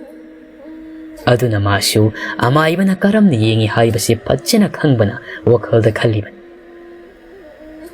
ꯀꯨꯜꯂꯅ ꯌꯦꯡꯕ ꯌꯥꯕ ꯈꯔ ꯌꯦꯡꯂꯒ ꯍꯥꯏꯔꯛꯏ ꯀꯔꯤꯁꯨ ꯇꯧꯔꯣꯏꯗ ꯏꯇꯩꯃ ꯑꯉꯥꯡꯁꯦ ꯂꯥꯏ ꯑꯃ ꯈꯣꯏꯔꯝꯂꯒ ꯑꯗꯨꯝ ꯐꯖꯈꯤꯁꯤꯅꯤꯗ ꯑꯗꯨꯒ ꯏꯃꯨꯡꯗ ꯇꯝꯅꯩ ꯍꯥꯏꯔꯤꯕꯗꯨꯁꯨ ꯐꯅꯅꯕ ꯍꯣꯔꯦꯟ ꯍꯌꯦꯡ ꯑꯃ ꯂꯥꯏꯗꯣ ꯈꯣꯏꯔꯝꯂꯁꯤ ꯑꯩ ꯆꯪꯒꯗꯕ ꯄꯣꯠꯂꯝꯁꯤꯡꯗꯣ ꯏꯔꯒ ꯄꯤꯔꯝꯂꯒꯦ ꯑꯁꯨꯝꯅ ꯌꯥꯝꯅ ꯂꯥꯏꯅ ꯍꯥꯏꯗꯣꯔꯛꯄꯗꯨꯗ ꯑꯌꯤꯡꯕꯤꯁꯨ ꯊꯥꯖꯗꯨꯅ ꯑꯁ ꯐꯔꯦꯗ ꯑꯩꯗꯤ ꯏꯆꯥꯁꯦ ꯀꯔꯤ ꯇꯧꯒꯗ꯭ꯔꯥ ꯍꯥꯏꯗꯨꯅ ꯋꯥꯈꯜꯁꯦ ꯀꯌꯥꯗ ꯋꯥꯔꯨꯔꯦ ꯀꯨꯜꯂꯅ ꯂꯥꯏ ꯈꯣꯏꯔꯝꯕꯗ ꯆꯪꯒꯗꯕ ꯄꯣꯠ ꯆꯩꯁꯤꯡꯗꯣ ꯆꯦ ꯑꯃꯗ ꯏꯔꯒ ꯄꯤꯔꯛꯇꯨꯅ ꯍꯥꯏꯔꯛꯏ ꯋꯥꯔꯨꯔꯅꯨꯗ ꯏꯇꯩꯃ ꯀꯔꯤꯁꯨ ꯇꯧ ꯑꯩ ꯂꯩꯔꯤꯉꯩꯗ ꯏꯆꯥ ꯊꯝꯕꯥꯜꯅꯕꯨ ꯅꯥꯕ ꯌꯥꯏ ꯍꯥꯏꯕ꯭ꯔꯅꯦ ꯐꯔꯅꯤꯗ ꯀꯔꯤꯁꯨ ꯈꯜꯂꯨꯔꯅꯨꯀꯣ ꯅꯇꯥ ꯔꯤꯇꯨꯗꯣ ꯑꯗꯨꯁꯨ ꯂꯥꯛꯍꯟꯕ ꯌꯥꯕꯅꯤ ꯑꯗꯨꯕꯨꯅꯦ ꯃꯥꯁꯨ ꯃꯁꯥ ꯉꯝꯗꯗꯅ ꯂꯩꯍꯧꯔꯦꯗꯣ ꯃꯇꯥ ꯑꯅꯤꯁꯦ ꯑꯣꯟꯊꯣꯛꯅ ꯅꯨꯡꯁꯤꯅꯈ꯭ꯔ ꯃꯥꯜꯂꯦ ꯅꯥꯕ ꯐꯥꯎꯕ ꯆꯞ ꯍꯦꯛ ꯃꯥꯟꯅꯅ ꯅꯥꯃꯤꯟꯅꯩꯕ ꯍꯥꯏꯔꯒ ꯅꯣꯛꯂꯤ ꯑꯌꯤꯡꯕꯤꯅ ꯏꯆꯥ ꯔꯤꯇꯨꯅ ꯀꯔꯤ ꯑꯣꯏꯅ ꯉꯝꯗ꯭ꯔꯤꯕꯅꯣꯅꯦ ꯀꯨꯜꯂꯅ ꯑꯇꯩ ꯀꯔꯤꯁꯨ ꯅꯠꯇꯦꯗ ꯏꯪꯁꯤꯜꯂꯛꯄꯁꯤꯗ ꯃꯁꯥ ꯈꯔ ꯑꯗꯨꯛ ꯁꯥꯒꯠꯄꯇꯅꯤ ꯑꯗꯨꯗꯤ ꯏꯇꯩꯃ ꯑꯩ ꯑꯃꯨꯛ ꯆꯠꯆꯔꯒꯦ ꯃꯤꯒꯤ ꯂꯥꯏ ꯈꯣꯏꯔꯝꯒꯗꯕ ꯈꯔꯁꯨ ꯂꯩꯍꯧꯔꯤ ꯁꯤ ꯍꯥꯏꯗꯨꯅ ꯍꯧꯒꯠꯈ꯭ꯔꯦ ꯑꯗꯨꯒ ꯃꯥꯒꯁꯨ ꯑꯃꯨꯛꯇ ꯐꯥꯎꯕ ꯀꯧꯅ ꯉꯥꯡꯅ ꯇꯧꯗ꯭ꯔꯤꯕ ꯄꯥꯔꯤꯗ ꯑꯣꯟꯁꯤꯟꯗꯨꯅ ꯍꯥꯏꯔꯛꯏ ꯏꯕꯨꯡꯉꯣ ꯅꯪꯁꯨ ꯈꯨꯔꯥꯒ ꯊꯣꯡꯃꯤꯟꯅꯈ꯭ꯔꯁꯤꯗꯅ ꯃꯗꯨꯗ ꯄꯥꯔꯤ ꯏꯉꯥꯡꯉꯥꯡꯅ ꯈꯨꯔꯥ ꯍꯟꯕꯤꯔꯝꯃꯣ ꯑꯩ ꯉꯥꯏꯍꯥꯛ ꯂꯩꯖꯍꯧꯈꯤꯒꯦ ꯍꯥꯏꯔꯛꯂꯤꯕꯗꯨ ꯇꯥꯕꯗ ꯀꯨꯜꯂꯥ ꯃꯃꯤꯠꯇꯣ ꯈꯨꯖꯤꯟꯗꯨꯅ ꯄꯥꯔꯤꯗ ꯃꯨꯟꯅ ꯌꯦꯡꯂꯝꯂꯒ ꯆꯠꯂꯦ ꯍꯥꯏꯔꯝꯗꯨꯅ ꯆꯠꯈ꯭ꯔꯦ ꯑꯌꯤꯡꯕꯤꯅ ꯁꯦꯜ ꯈꯔ ꯂꯧꯊꯣꯛꯇꯨꯅ ꯄꯤꯔꯛꯏ ꯑꯗꯨꯕꯨ ꯃꯗꯨ ꯂꯧꯗꯅ ꯌꯥꯔꯦ ꯍꯥꯏꯔꯝꯗꯨꯅ ꯆꯠꯈ꯭ꯔꯦ ꯀꯨꯜꯂꯥꯒꯤ ꯃꯑꯣꯡ ꯃꯇꯧꯗꯨꯗ ꯄꯥꯔꯤꯗꯤ ꯃꯄꯨꯛꯅꯤꯡꯗ ꯆꯤꯡꯅꯕ ꯐꯥꯎꯏ ꯑꯗꯨꯕꯨ ꯃꯍꯥꯛ ꯀꯅꯥꯝꯇꯗꯗꯤ ꯍꯥꯏꯗꯦ ꯇꯨꯃꯤꯟꯅ ꯁꯨꯝ ꯊꯝꯕꯥꯜꯗ ꯌꯦꯡꯗꯨꯅ ꯂꯩꯔꯤ ꯑꯌꯤꯡꯕꯤꯅ ꯑꯁ ꯏꯕꯨꯡꯉꯣ ꯅꯅꯤꯗꯤ ꯀꯌꯥꯗꯤ ꯄꯥꯈꯠꯂꯨꯔꯦ ꯉꯔꯥꯡꯒꯤ ꯃꯇꯧꯗꯣ ꯃꯪꯗ ꯐꯥꯎꯕ ꯊꯣꯛꯄꯗ ꯊꯥꯖꯔꯣꯏꯗꯕꯅꯤ ꯑꯗꯨꯕꯨ ꯂꯥꯏ ꯑꯃ ꯈꯣꯏꯔꯝꯂꯒ ꯐꯅꯤ ꯍꯥꯏꯕꯁꯤ ꯇꯥꯕꯗ ꯋꯥꯈꯜꯁꯤ ꯈꯔ ꯍꯦꯛ ꯅꯦꯅꯥ ꯇꯥꯏꯗ ꯄꯥꯔꯤꯅ ꯑꯗꯨ ꯑꯩꯅꯦ ꯂꯥꯏꯗꯨꯁꯨ ꯈꯣꯏꯔꯝ ꯊꯣꯛꯁꯤ ꯑꯗꯨꯕꯨ ꯑꯩ ꯏꯄꯨꯗꯣ ꯀꯧꯖꯔꯨꯈꯤ ꯑꯃꯨꯛꯇꯪ ꯌꯦꯡꯍꯟꯁꯤ ꯍꯥꯏꯕꯕꯨ ꯀꯔꯤ ꯈꯟꯕꯒꯤꯅꯤꯅꯦ ꯑꯗꯨꯕꯨ ꯑꯌꯤꯡꯕꯤꯅꯗꯤ ꯀꯔꯤꯁꯨ ꯈꯟꯗꯕꯅ ꯀꯨꯜꯂꯕꯨ ꯊꯥꯖꯅ ꯍꯥꯏꯔꯛꯂꯤꯕꯗꯨ ꯇꯥꯕꯗ ꯄꯥꯔꯤ ꯋꯥ ꯃꯈꯥ ꯇꯥꯈꯤꯗ꯭ꯔꯦ ꯑꯗꯨꯕꯨ ꯍꯌꯦꯡꯃꯛ ꯆꯠꯇꯨꯅ ꯃꯄꯨꯕꯨ ꯂꯧꯔꯨꯒꯦ ꯍꯥꯏꯗꯅꯗꯤ ꯈꯜꯂꯤ ꯄꯥꯔꯤꯅ ꯑꯗꯨꯗꯤ ꯏꯅꯦ ꯑꯩ ꯂꯥꯏ ꯈꯣꯏꯔꯝꯕꯒꯤ ꯄꯣꯠ ꯆꯩꯁꯤꯡꯗꯣ ꯂꯩꯔꯨꯔꯒꯦ ꯑꯌꯤꯡꯕꯤꯅ ꯐꯔꯦꯗ ꯅꯪꯅ ꯈꯔ ꯂꯩꯔꯨꯔꯣ 이비에마시 마탄나 다독바 빰드레 이마나네 세세세 셀시 뿌코 까이틴 마사도 로이나 방간이다 시 하이드나 셀 카라피레이 아두 바리나 야라니다 이네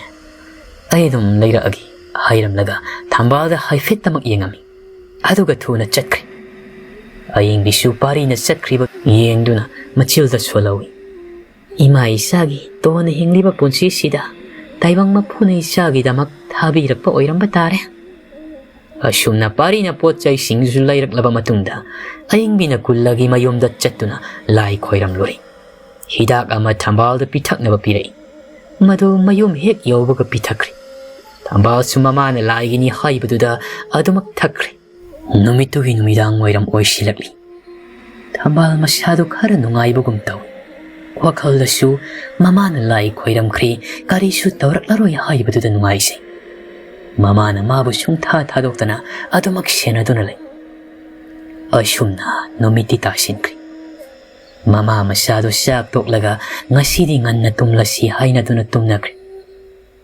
ꯃꯇꯝꯗꯤ ꯑꯁꯨꯝ ꯊꯦꯡꯁꯤꯜꯂꯛꯄꯅ ꯑꯍꯤꯡꯒꯤ ꯃꯇꯝ ꯑꯣꯏꯁꯤꯜꯂꯛꯂꯤ ꯊꯝꯕꯥꯜꯗꯤ ꯑꯁꯨꯝ ꯇꯨꯝꯂꯝꯕꯗꯒꯤ ꯀꯅꯥꯒꯨꯝꯕ ꯑꯃꯅ ꯃꯥꯒꯤ ꯃꯈꯣꯡꯗꯨꯗ ꯇꯞꯅ ꯇꯞꯅ ꯏꯪ ꯏꯪ ꯂꯥꯎꯕ ꯈꯨꯠ ꯑꯃꯅ ꯄꯥꯏꯔꯛꯂꯤ ꯃꯗꯨꯗ ꯃꯁꯥꯗꯨ ꯇꯞꯅ ꯇꯞꯅ ꯂꯦꯡꯗꯨꯅ ꯃꯃꯤꯠꯇꯣ ꯄꯥꯡꯊꯣꯔꯛꯄꯗꯗꯤ ꯃꯥꯒꯤ ꯍꯦꯛ ꯃꯃꯥꯏ ꯃꯌꯥꯗꯨꯗ ꯀꯤꯔꯕ ꯃꯃꯤꯠꯇ ꯑꯃꯨꯕ ꯃꯆꯦꯠ ꯑꯃꯠꯇ ꯌꯥꯎꯗ꯭ꯔꯕ ꯃꯁꯝꯗꯨꯅ ꯈꯣꯏꯔꯤ ꯈꯣꯏꯔꯤ ꯇꯧꯗꯨꯅ ꯊꯥꯗꯣꯛꯂꯕ ꯀꯤꯔꯕ ꯁꯛꯇꯝ ꯑꯃ ꯂꯩꯔꯝꯕꯗꯨꯗ ꯊꯝꯕꯥꯜ ꯈꯪꯄ꯭ꯔꯦꯛ ꯈꯪꯗꯨꯅ ꯀꯟꯅ ꯂꯥꯎꯔꯛꯏ ꯃꯥꯒꯤ ꯃꯅꯥꯛꯇ ꯇꯨꯝꯂꯤꯕ ꯃꯃꯥꯁꯨ ꯈꯪꯗꯨꯅ ꯍꯧꯒꯠꯂꯛꯏ ꯑꯗꯨꯒ ꯀꯩꯗꯧꯔꯦ ꯏꯕꯦꯝꯃ ꯍꯥꯏꯗꯨꯅ ꯍꯪꯂꯤ ꯑꯗꯨꯕꯨ ꯊꯝꯕꯥꯜꯗꯤ ꯊꯛ ꯊꯛ ꯅꯤꯛꯇꯨꯅ ꯃꯃꯤꯠꯇꯣ ꯃꯈꯨꯠꯅ ꯈꯨꯝꯖꯤꯟꯖꯗꯨꯅ ꯂꯩꯔꯝꯃꯤ ꯃꯗꯨꯗ ꯑꯌꯤꯡꯕꯤꯅ 이베마 그이도라게네 낭보 시 나쿠시 럭토시 이마라이세 담발 마쿠도 탑나 탑나 럭토락두나 아고이바두다 고yen 잉리 마차기 마타우두다 마마나 아무까슈 항리 시 이마다 하요 가리기노 낭나 아두칸나 라우라 이바디야 마마다 온시락두나 마나 우키바싱도 땀기 하이드니 헥 떠락바가 ngarangi matawgum nipiyamagi khonjelna mapaldagi thambal haiduna kawraklibadu tarakpada hairamge tawrama wadu haikidri chapleptuna laikri aying bisutari makhondo maduda ngasishu amuk tawrakla male lai khoiram kibadu kanadraba sala khanduna mathai wana lai tanjaduda khangauduna lonchinduna lairiba thongdo kanagumba amna dong dong launa thilai maduda makhoi animak khangduna thong adom de yengai adubu thong thilibadudi thuna gam gam launa thilak maduda ayingbina machabu konduna thamli makhondi amata thokta tasinduna kibadu khangli ngayak adumna leptuna thilamlaba matungda chaplepkhri makholamata takidri adubu ayingbina ibema kigano ima lairi ꯑꯁꯨꯝꯅ ꯉꯥꯏꯍꯥꯛꯇꯪꯗꯤ ꯏꯃꯨꯡꯗꯣ ꯄꯨꯡꯏꯪ ꯍꯦꯛ ꯏꯪꯏ ꯑꯗꯨꯕꯨ ꯏꯈꯪ ꯈꯪꯍꯧꯗꯅ ꯃꯈꯣꯏꯅ ꯂꯩꯔꯤꯕ ꯐꯃꯨꯡꯗꯨꯒꯤ ꯀꯥꯡꯈꯗꯒꯤ ꯉꯁꯥꯏ ꯊꯝꯕꯥꯜꯅ ꯎꯈꯤꯕ ꯁꯛꯇꯝ ꯑꯗꯨꯒ ꯃꯥꯟꯅꯅ ꯃꯁꯝ ꯃꯅꯥ ꯏꯐꯥ ꯐꯥꯔꯕ ꯃꯃꯤꯠꯇꯨꯅ ꯂꯥꯎꯊꯣꯛꯇꯨꯅ ꯈꯤ ꯅꯣꯛꯇꯨꯅ ꯏꯪ ꯏꯪ ꯁꯥꯔꯕ ꯂꯧꯐꯝ ꯈꯪꯗ꯭ꯔꯕ ꯁꯔꯨ ꯉꯥꯛꯇꯨꯅ ꯀꯨꯞꯂꯕ ꯃꯀꯣꯛ ꯑꯃ ꯐꯠ ꯂꯤꯊꯣꯔꯛꯂꯤ꯫ ꯃꯗꯨ ꯎꯕꯗꯗꯤ ꯃꯃꯥ ꯃꯆꯥ ꯃꯈꯣꯏ ꯑꯅꯤꯃꯛ ꯈꯪꯄ꯭ꯔꯦꯛ ꯈꯪꯅ ꯀꯟꯅ ꯂꯥꯎꯈꯤ ꯑꯗꯨꯒ ꯀꯣꯟꯁꯤꯟꯅꯗꯨꯅ ꯂꯩ꯫ ꯑꯗꯨꯕꯨ ꯀꯤꯔꯕ ꯁꯛꯇꯝ ꯑꯗꯨ ꯑꯃꯨꯛ ꯀꯥꯡꯈꯗ ꯁꯠ ꯆꯪꯈ꯭ꯔꯦ ꯑꯗꯨꯒ ꯐꯃꯨꯡꯗꯣ ꯐꯦꯔꯦ ꯐꯦꯔꯦ ꯍꯥꯏꯕ ꯃꯈꯩ ꯅꯣꯝꯃꯛꯏ꯫ ꯃꯇꯧ ꯑꯗꯨꯗ ꯑꯏꯪꯕꯤꯅ ꯊꯝꯕꯥꯜꯗꯨ ꯃꯈꯨꯠ ꯁꯝꯂꯒ ꯃꯄꯥꯜꯗ ꯊꯣꯛꯈꯤꯅꯕ ꯍꯥꯏꯗꯅ ꯐꯃꯨꯡꯗꯨꯗꯒꯤ ꯀꯨꯝꯊꯔꯛꯅꯕ ꯆꯦꯟꯕ ꯍꯧꯔꯛꯄꯗꯅꯤ ꯁꯥ ꯃꯆꯦꯠ ꯑꯃꯠꯇ ꯌꯥꯎꯗ꯭ꯔꯕ ꯏ ꯇꯩꯔꯕ ꯁꯥꯡꯂꯕ ꯈꯨꯠ ꯑꯃꯅ ꯀꯥꯡꯈꯗꯨꯗꯒꯤ ꯊꯤꯟꯊꯣꯔꯛꯇꯨꯅ ꯊꯝꯕꯥꯜꯒꯤ ꯃꯈꯣꯡ ꯄꯥꯏꯗꯨꯅ ꯆꯤꯡꯈ꯭ꯔꯤ꯫ ꯃꯗꯨꯗ ꯑꯏꯪꯕꯤꯅ ꯃꯆꯥꯕꯨ ꯀꯟꯅ ꯌꯥꯜꯂꯤ꯫ ꯑꯁꯨꯝꯅ ꯂꯥꯎꯅ ꯈꯣꯡꯅꯗꯨꯅ ꯂꯩꯔꯤꯉꯩ ꯇꯟꯖꯥꯗꯨꯗ ꯊꯣꯡꯗꯨꯗ ꯀꯅꯥꯒꯨꯝꯕ ꯑꯃꯅ ꯒꯝ ꯒꯝ ꯊꯤꯜꯂꯛꯏ꯫ ꯑꯗꯨꯒ ꯃꯄꯥꯜꯗꯒꯤ ꯄꯔꯤꯅ "ꯏꯅꯦ ꯊꯝꯕꯥꯜ, ꯊꯣꯡ ꯍꯥꯡꯉꯨ, ꯑꯩꯅꯦ ꯄꯔꯤꯅꯦ, ꯀꯩꯗꯧꯕ ꯌꯥꯎꯔꯒꯦ, ꯊꯣꯡꯁꯦ ꯍꯥꯡꯉꯨ" ꯍꯥꯏꯗꯨꯅ ꯊꯤꯜꯂꯛꯏ꯫ ꯄꯔꯤꯅꯤ ꯍꯥꯏꯕ ꯈꯪꯂꯗꯨꯅ ꯑꯏꯪꯕꯤꯅ ꯊꯣꯡꯗꯨ ꯈꯣꯡꯂꯩ ꯊꯨꯅ ꯍꯥꯡꯗꯣꯔꯛꯏ꯫ ꯊꯣꯡꯗꯨ ꯍꯦꯛ ꯍꯥꯡꯗꯣꯔꯛꯄꯒ ꯄꯥꯔꯤ ꯏꯃꯨꯡꯗ ꯐꯠ ꯆꯪꯂꯛꯇꯨꯅ ꯌꯦꯡꯂꯛꯄꯗꯗꯤ ꯊꯝꯕꯥꯜꯅ ꯂꯩꯃꯥꯏꯗ ꯃꯕꯨꯛ ꯄꯥꯏꯗꯨꯅ ꯑꯣꯟꯅ ꯊꯣꯏꯅ ꯀꯞꯇꯨꯅ ꯂꯩꯔꯝꯕꯗꯨ ꯎꯕꯗ ꯆꯦꯟꯁꯤꯟꯗꯨꯅ ꯃꯥꯒꯤ ꯇꯝꯄꯥꯛꯇ ꯍꯤꯞꯄꯜꯂꯒ "ꯊꯝꯕꯥꯜ, ꯁꯤ ꯀꯩꯗꯧꯔꯦ? ꯑꯩ ꯂꯥꯛꯏ, ꯀꯩꯗꯧꯔꯒꯦ ꯅꯪꯕꯣ?" ꯍꯥꯏꯗꯨꯅ ꯃꯄꯤꯔꯥ ꯆꯦꯜꯂꯛꯂꯤ꯫ ꯄꯥꯔꯤ ꯃꯌꯨꯝꯗ ꯇꯨꯃꯤꯟꯅ ꯂꯩꯕ ꯉꯝꯗ꯭ꯔꯗꯨꯅ ꯑꯍꯤꯡ ꯑꯁꯤꯗ ꯀꯔꯤ ꯇꯧꯒꯗ꯭ꯔꯥ ꯈꯟꯗꯨꯅ ꯄꯥꯈꯠꯄꯗꯒꯤ ꯊꯝꯕꯥꯜꯒꯤ ꯃꯌꯨꯝ ꯇꯥꯅ ꯂꯥꯛꯈꯤꯕꯅꯤ꯫ ꯃꯥꯅ ꯊꯣꯡꯒꯥꯜ ꯌꯧꯔꯛꯄꯗꯨꯗ ꯃꯃꯥ ꯃꯆꯥꯅꯤ ꯏꯃꯨꯡꯗ ꯂꯥꯎ ꯈꯣꯡꯕꯗꯨ ꯇꯥꯔꯗꯨꯅ ꯆꯦꯟꯁꯤꯜꯂꯛꯄꯅꯤ꯫ ꯑꯁꯨꯝꯅ ꯑꯏꯪꯕꯤꯅ ꯀꯥꯡꯈꯗ ꯄꯥꯛꯊꯗꯨꯅ ꯀꯔꯤ ꯂꯩ ꯍꯥꯏꯗꯨꯅ ꯌꯦꯡꯂꯛꯄꯗꯗꯤ ꯀꯔꯤꯁꯨ ꯂꯩꯔꯝꯗ꯭ꯔꯦ꯫ ꯃꯗꯨꯗ ꯑꯏꯪꯕꯤꯅ "ꯏꯕꯨꯡꯉꯣ, ꯀꯔꯤ ꯃꯇꯧꯅꯣ ꯇꯧꯔꯤꯕꯁꯤꯕꯣ? ꯏꯅꯦ ꯒ꯭ꯌꯥꯟ ꯇꯥꯗ꯭ꯔꯦ. ꯍꯧꯖꯤꯛꯇꯅꯤ ꯀꯥꯡꯈꯁꯤꯗꯒꯤ ꯈꯨꯠ ꯑꯃ ꯊꯤꯡꯊꯣꯔꯛꯇꯨꯅ ꯏꯆꯥꯒꯤ ꯃꯈꯣꯡꯁꯤ ꯄꯥꯏꯗꯨꯅ ꯆꯤꯡꯈ꯭ꯔꯤꯕꯅꯤ. ꯑꯗꯨꯕꯨ ꯅꯪꯅ ꯊꯣꯡ ꯊꯤꯜꯂꯛꯄꯗꯨꯗ ꯑꯩꯅ ꯊꯣꯡ ꯍꯥꯡꯂꯒ ꯑꯣꯟꯁꯤꯜꯂꯛꯄꯗꯗꯤ ꯈꯨꯠꯇꯨ ꯂꯩꯔꯝꯗ꯭ꯔꯦ. ꯀꯥꯡꯈꯁꯤꯗꯁꯨ ꯀꯔꯤꯝꯇ ꯂꯩꯇꯦ. ꯑꯗꯨꯒ ꯍꯧꯖꯤꯛꯅ ꯊꯝꯕꯥꯜꯁꯤ ꯀꯩꯗꯧꯔꯕꯅꯣ ꯈꯪꯗ꯭ꯔꯦ, ꯃꯕꯨꯛ ꯄꯥꯏꯗꯨꯅ ꯑꯣꯟꯗꯨꯅ ꯂꯩꯔꯤꯁꯤꯅꯤ." ꯊꯝꯕꯥꯜꯅ ꯃꯕꯨꯛ ꯄꯥꯏꯅ ꯃꯁꯥꯗꯣ ꯐ꯭ꯔꯦ ꯍꯥꯏꯗꯨꯅ ꯍꯥꯏꯔꯛꯏ꯫ ꯑꯩ ꯄꯨꯛꯁꯤ ꯀꯩꯅꯣꯝ ꯇꯧꯔꯦ, ꯌꯥꯝꯅ ꯁꯥꯏꯌꯦ ꯏꯃꯥ." ꯋꯥꯗꯨ ꯇꯥꯕꯗ ꯑꯏꯪꯕꯤꯅ "ꯏꯕꯦꯝꯃ, ꯉꯥꯏꯍꯥꯛꯇꯪ ꯈꯥꯡꯉꯨ, ꯏꯃꯥ ꯃꯥꯏꯕ ꯀꯧꯔꯨꯒꯦ. ꯏꯕꯨꯡꯉꯣ, ꯅꯪ ꯂꯩꯔꯝꯃꯨꯀꯣ" ꯁꯤ ꯍꯥꯏꯗꯨꯅ ꯆꯠꯀꯦ ꯇꯧꯏ꯫ ꯑꯗꯨꯕꯨ ꯄꯔꯤꯅ "ꯏꯅꯦ, ꯑꯩ ꯑꯣꯏꯅ ꯆꯠꯂꯒꯦ, ꯁꯤ ꯊꯝꯕꯥꯜꯁꯤ" ꯍꯥꯏꯗꯨꯅ ꯃꯥꯒꯤ ꯇꯝꯄꯥꯛꯇ ꯍꯤꯞꯍꯜꯂꯝꯂꯤꯕꯗꯣ ꯇꯞꯅ ꯑꯏꯪꯕꯤꯗ ꯁꯤꯟꯅꯔꯝꯂꯒ ꯊꯨꯅ ꯆꯦꯟꯈ꯭ꯔꯦ꯫ ꯑꯁꯨꯝꯅ ꯊꯨꯅ ꯌꯥꯡꯅ ꯂꯥꯛꯄꯅ ꯀꯨꯜꯂꯒꯤ ꯃꯌꯨꯝ ꯌꯧꯔꯗꯨꯅ ꯄꯔꯤꯅ ꯀꯧꯒꯦ ꯍꯥꯏꯗꯨꯅ ꯃꯆꯤꯜ ꯍꯦꯛ ꯀꯥꯡꯊꯣꯔꯛꯄꯒ ꯏꯁꯤꯛ ꯁꯤꯛꯂꯕ ꯑꯍꯤꯡꯒꯤ ꯃꯇꯝ ꯑꯣꯏꯕꯅ ꯀꯅꯥꯒꯨꯝꯕ ꯑꯃꯅ ꯌꯦꯅꯈꯥꯔꯣꯝꯗꯒꯤ ꯃꯨꯔꯨꯝ ꯁꯣꯜꯂꯤꯕꯗꯨ ꯇꯥꯔꯗꯨꯅ ꯀꯅꯥꯅꯣ ꯈꯟꯅ ꯌꯦꯅꯈꯥꯔꯣꯝꯗ ꯇꯞꯅ ꯂꯥꯛꯇꯨꯅ ꯌꯦꯡꯕꯗꯗꯤ ꯀꯨꯜꯂꯅ ꯃꯥꯒꯤ ꯃꯃꯥꯡꯗ ꯃꯩꯔꯥ ꯀꯠꯇꯨꯅ ꯌꯦꯡꯕꯗ ꯍꯪꯒꯣꯏꯔꯕ ꯐꯥꯎꯕ ꯃꯤꯒꯤ ꯁꯔꯨ ꯃꯆꯦꯠ ꯀꯌꯥ ꯊꯝꯂꯒ ꯃꯤꯒꯤ ꯃꯁꯝ ꯍꯥꯞꯂꯕ ꯂꯥꯏ ꯐꯤꯗꯤꯕꯤ ꯑꯃ ꯃꯈꯨꯠ ꯑꯣꯏꯅ ꯄꯥꯏꯗꯨꯅ ꯃꯈꯨꯠ ꯌꯦꯠꯅ ꯌꯦꯇꯨꯝ ꯑꯃ ꯄꯥꯏꯔꯒ ꯂꯥꯏꯙꯤ ꯑꯗꯨꯒꯤ ꯃꯕꯨꯛ ꯃꯄꯥꯗ ꯀꯟꯅ ꯃꯆꯤꯜꯗ ꯃꯨꯔꯨꯝ ꯁꯣꯟꯗꯨꯅ ꯊꯤꯟꯖꯜꯂꯤ꯫ ꯑꯗꯨꯒꯨꯝꯂꯕ ꯀꯨꯜꯂꯅ ꯇꯧꯗꯨꯅ ꯂꯩꯔꯝꯕꯗꯨ ꯎꯕꯗ ꯂꯥꯏ ꯁꯥꯟꯅꯔꯤꯕꯅꯤ ꯍꯥꯏꯕꯁꯤ ꯑꯗꯨꯃꯛ ꯈꯪꯂꯤ꯫ ꯑꯗꯨꯕꯨ ꯄꯥꯔꯤꯅ ꯆꯤꯡꯅꯕ ꯑꯃꯒ ꯂꯣꯏꯅꯅ ꯀꯨꯜꯂꯅ ꯃꯆꯤꯜꯗ ꯃꯨꯔꯨꯝ ꯁꯣꯜꯂꯤꯕꯗꯨ ꯀꯔꯤꯅꯣ ꯍꯥꯏꯗꯨꯅ ꯃꯨꯟꯅ ꯇꯥꯁꯤꯜꯂꯨꯕꯗꯗꯤ "ꯍꯦ ꯊꯝꯕꯥꯜ, ꯅꯪꯒꯤ ꯊꯋꯥꯏ ꯃꯉꯥꯗꯣ ꯑꯩꯒꯤ ꯈꯨꯠꯇ ꯂꯩꯔꯕꯅꯤ. ꯏꯆꯥꯒꯤ ꯑꯄꯥꯝꯕꯗ ꯌꯦꯠꯄ ꯅꯪꯗꯤ ꯑꯩꯅ ꯂꯦꯝꯅ ꯈꯛ ꯊꯥꯔꯣꯏ. ꯉꯁꯤꯒꯤ ꯅꯨꯃꯤꯠꯁꯤꯅ ꯅꯪꯒꯤ ꯑꯔꯣꯏꯕꯅꯤ" ꯍꯥꯏꯗꯨꯅ ꯅꯣꯛꯂꯒ ꯊꯝꯕꯥꯜꯒꯤ ꯃꯃꯤꯡꯗꯣ ꯁꯣꯟꯗꯨꯅ ꯌꯦꯇꯨꯝ ꯑꯃꯅ ꯆꯛ ꯑꯗꯨꯃꯛ ꯊꯤꯜꯂꯤ꯫ ꯃꯗꯨ ꯎꯕꯗ ꯄꯥꯔꯤ ꯃꯁꯥꯗꯣ ꯐꯥꯊꯕ ꯉꯝꯗ꯭ꯔꯗꯨꯅ ꯁꯥꯎꯝ ꯑꯃꯒ ꯂꯣꯏꯅꯅ ꯄꯔꯞ ꯆꯪꯁꯤꯜꯂꯛꯂꯒ ꯀꯨꯜꯂꯕꯨ ꯃꯔꯤꯡꯁꯨ ꯃꯗꯨꯗ ꯄꯥꯏꯗꯨꯅ ꯂꯥꯛꯇꯨꯅ ꯆꯤꯡꯈꯠꯂꯛꯏ꯫ ꯃꯗꯨꯗ ꯀꯨꯜꯂꯗꯨ ꯏꯈꯪ ꯈꯪꯂꯗꯨꯅ ꯀꯅꯥꯅꯣ ꯍꯥꯏꯗꯨꯅ ꯀꯧꯔꯛꯏ꯫ ꯄꯥꯔꯤꯅ ꯑꯁꯥꯎꯕ ꯈꯣꯟꯖꯦꯜꯗ ꯉꯪꯗꯨꯅ ꯍꯥꯏꯔꯛꯏ, "ꯅꯪꯅ ꯑꯣꯏꯀꯣ ꯑꯩꯒꯤ ꯊꯝꯕꯥꯜꯕꯨ ꯑꯁꯨꯛ ꯊꯤꯅ ꯋꯥꯍꯜꯂꯤꯕꯁꯦ. ꯅꯪꯕꯨꯗꯤ ꯑꯩꯅ ꯂꯦꯝꯅ ꯈꯛ ꯊꯥꯔꯣꯏ." ꯍꯥꯏꯔꯒ ꯑꯗꯨꯋꯥꯏꯗ ꯂꯥꯏ ꯁꯥꯟꯅꯕꯒꯤ ꯂꯩꯔꯤꯕ ꯄꯣꯠꯂꯝꯁꯤꯡ ꯑꯗꯨ ꯂꯣꯏꯅꯃꯛ ꯊꯨꯒꯥꯏꯔꯛꯂꯤ꯫ ꯑꯗꯨꯝꯅ ꯃꯄꯥꯜꯗ ꯂꯥꯡꯕꯒꯤ ꯃꯈꯣꯜ ꯇꯥꯕꯗꯨꯗ ꯏꯃꯨꯡꯗ ꯂꯩꯔꯤꯕ ꯔꯤꯇꯨ ꯐꯤꯡꯅ ꯆꯦꯟꯊꯣꯔꯛꯄꯗ ꯄꯥꯔꯤꯅ ꯃꯄꯥꯕꯨ ꯃꯁꯥ ꯄꯥꯏꯗꯨꯅ ꯆꯤꯡꯂꯒ ꯄꯣꯠꯆꯩꯁꯤꯡꯗꯨ ꯊꯨꯒꯥꯏꯔꯤꯕꯗꯨ ꯎꯕꯗ "ꯇꯥ ꯄꯥꯔꯤ, ꯀꯩꯅꯣ ꯇꯧꯏꯗꯨꯕꯣ? ꯕꯕꯥꯗꯨ ꯊꯥꯗꯣꯛꯑꯣ" ꯍꯥꯏꯔꯒ ꯆꯦꯟꯁꯤꯜꯂꯛꯇꯨꯅ ꯃꯄꯥꯒꯤ ꯃꯁꯥ ꯄꯥꯏꯗꯨꯅ ꯆꯤꯡꯊꯣꯛꯅꯕ ꯍꯣꯠꯅꯩ꯫ ꯀꯨꯜꯂꯗꯤ ꯑꯍꯟꯅꯒ ꯑꯣꯏꯕꯅ ꯃꯥꯅ ꯐꯅ ꯅꯥꯟꯊꯣꯛꯅꯕ ꯍꯣꯠꯅꯔꯕꯁꯨ mapangan kallaba pari na phakibana nanthokpa ngamdaban pari na Ritu da yengduna Ritu nongi napa sina thambalbu hanaba toramlibani karigino maral karisu leijadabi mabu aduk thina ulibadi adugasu afaba saduna laihingbiba kachu sari aina lemna tharui hairibasini haidana gullada makut thage tore matamduda Ritu na lauduna hairi mabu kari mara leitaba manani aigi nungaiba phangandraiba nangbu aini hek thengdaba numittudagi ashoki matik nungsijaki madu khangna mana khangsinadaba saduna aingondagi lotlaga tuminna khanghandana nangbu mahanga oikiban aduga aigi imangda lenadana aina karige khangdani aduna ai mabu lemna tharoi babu thadu aduna nangi aphabada oigani sumna yamna napal kana akiba mata leitana hairibadu tabada paridi punga ngakre Ritu mana ashuki matik chamna khalubani mapana thambalbu hatke tawi haibasi khanglaba matungdasu Ritu di karisu khangjaramloi haidana khalluban adubu madugi ona tainabada thambalbu ashumna oihennaba mapa kullada mahangna insinmani haibase hausikti pari na mayek sengna khangli ningsingai Ritu gi mawong matau kaya aduga kullana ngasai ichagi apamadi yetpanangdi lemna tharoi haikibadu mayamdu khalubada paridi achaka maida hena gi haibugum thokiduna asauda fathaba ngamda Ritu gi masamdu ta pairaga ching maduda kullana lauduna chansilaklaga machabu thadoknaba taw adubu masu parina makhut namana chingduna puraga lagli Ritu di thadu haiduna koirau lauri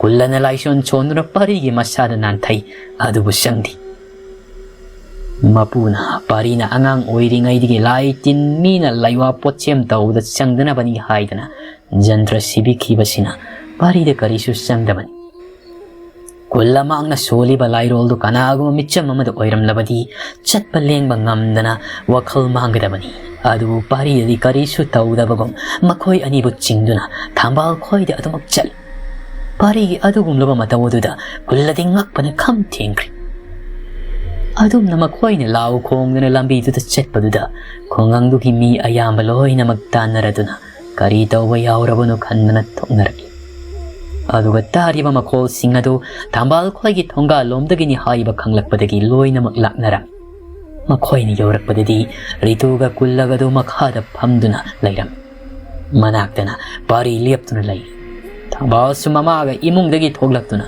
tawramliba matawodu ngakni yengduna lai Aying bina pari da hangai karino ibungo nangna tawrakliba sibo hausikti pari na mayamdu datta nanaba kullama pa machana thambala tawramliba singado makoktigi loiba faw mayek sing hairi madu tabada miyamdudi kullaga Ritugada onsinduna sauna sainarakli kullasi amaibani haibase khungangduda laiba mi khudingmakna khangi adubu mahang afaba thabak tawbagi mawutta magi mahaidu sisinaduna yung kayada lai thaji lambagi miyamnasu mabu singnaduna lakpan adubu chap chaba khudam laitabana phaba ngamdana lairakliban amaiba oirabani haidana mangonda karisu tawba ngamlaroidabani haibagi napaldo mayek sengna khangliba miyamadunadi hena saunaraktuna mabu phuthaba horakli aying bidi pungak hingakri makhoina ashumakti mangonda tawrakani haibadi mahak thajarodaban